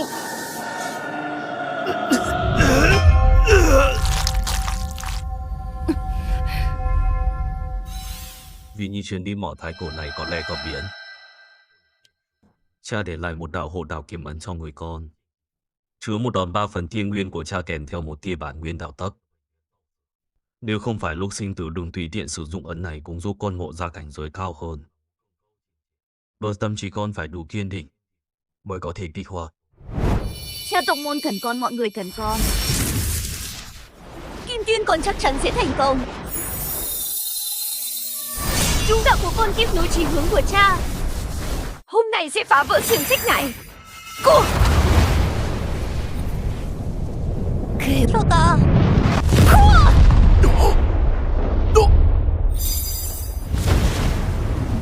Kim Tiên, chuyện này sao có thể chứ? Đột phá ngay tại trận lại còn là Kim Tiên. Không đúng, khí tức của cô ta rất kỳ lạ. Không thể để cô ta sống.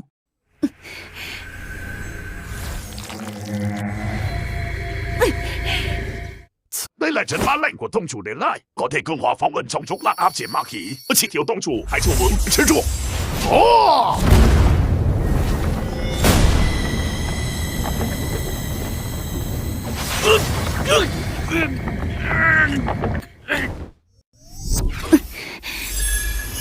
Phụ thân, giúp con.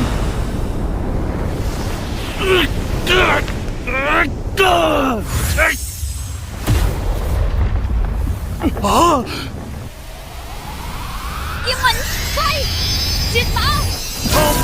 Đây là kiếm đạo của Lâm Huyền Á.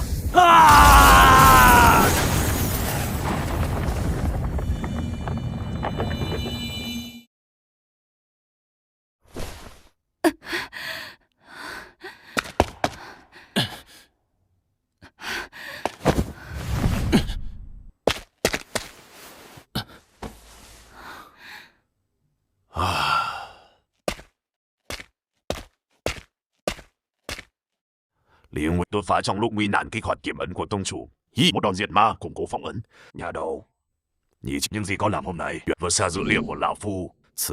Phen này nếu con không đến kịp và quyết đoán, dù thông môn e là đã gặp đại nạn. Con làm tốt lắm. Thiếu tông chủ thần võ. Nhị trưởng lão quá khen rồi. Là do phụ thân đã sớm an bài, cũng nhờ mọi người đồng lòng trần phong. Ngươi cũng có công lớn. Lý không sợ hiểm nguy hết lòng hộ chủ, thật là đáng quý. Tông chủ và đại trưởng lão không có mặt, ngươi có thể đứng ra gánh vác chỉ huy điềm tĩnh, cứu tông môn khỏi cảnh sụp đổ. Xem ra tông chủ giao tông môn cho ngươi, có lẽ là đúng đắn.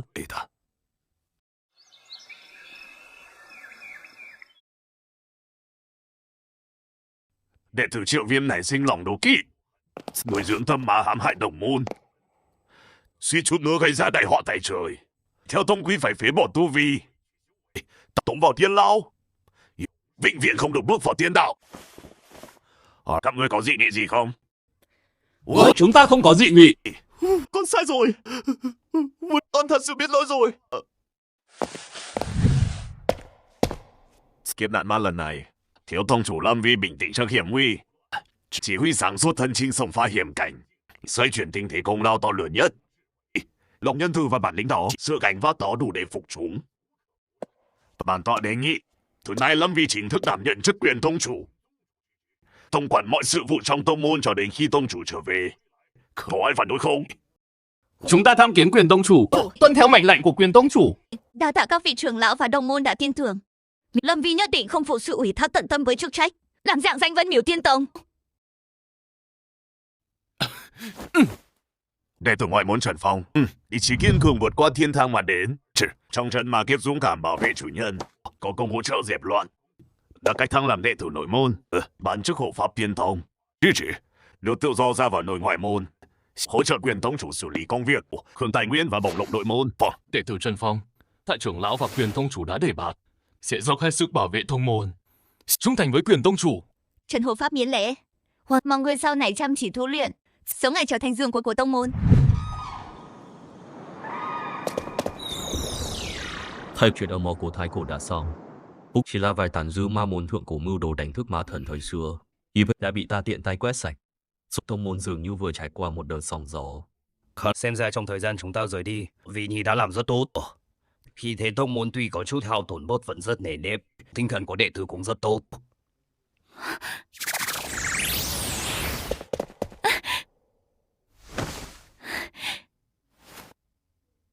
Phụ thân người đã về rồi. Đệ tử Trần Phong, bài kiến tông chủ, đại trưởng lão. Đứng lên đi Vì Nhi. Xem ra những ngày ta vắng mặt con đã trưởng thành hơn nhiều rồi. Con gái mạo muội tạm thay chức tông chủ, mong cha hãy trách phạt. Có tội tình gì chứ? Con làm tốt lắm. Còn tốt hơn những gì ta tưởng tượng. Giao Vân Miểu Tiên Tông cho con ta đã yên tâm rồi. Kha cha. Ta đã xong kỳ lịch kiếp hồng trần xiềng xích đã được rũ bỏ. Ngôi vị tông chủ này ngồi đã quá lâu, cũng nên nhường lại cho người trẻ rồi. Vì Nhi từ ngày hôm nay còn sẽ là tân tông chủ Vân Miểu Tiên Tông. Lão Hủ cũng không có dị nghị. Thiếu tông chủ sau trận chiến này đã nhận được sự tín nhiệm của mọi người. Con nhất định không phụ kỳ vọng của cha. Trần Phong cậu làm tốt lắm. Tâm tính, nghị lực, trung thành đều thuộc hàng thượng thừa. Hãy ở bên cạnh Vì Nhi phò tá con bé cho tốt. Tiên lộ thanh thang, phải biết kiềm chế, đừng kiêu ngạo. Xin tuân theo lời dạy của tông chủ. Trần Phong nguyện dốc hết sức mình phò tá tông chủ.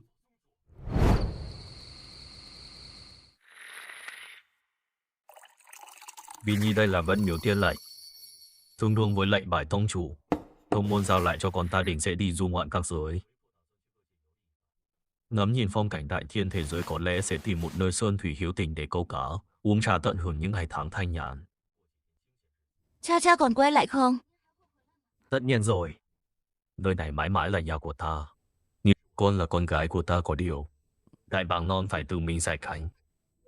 Con đã lớn rồi, không cần cha luôn che chở nữa. Hãy nhớ lấy khi gặp chuyện không quyết được hãy hỏi chính lòng mình. Tông môn có việc chỉ cần truyền tin cho ta là được.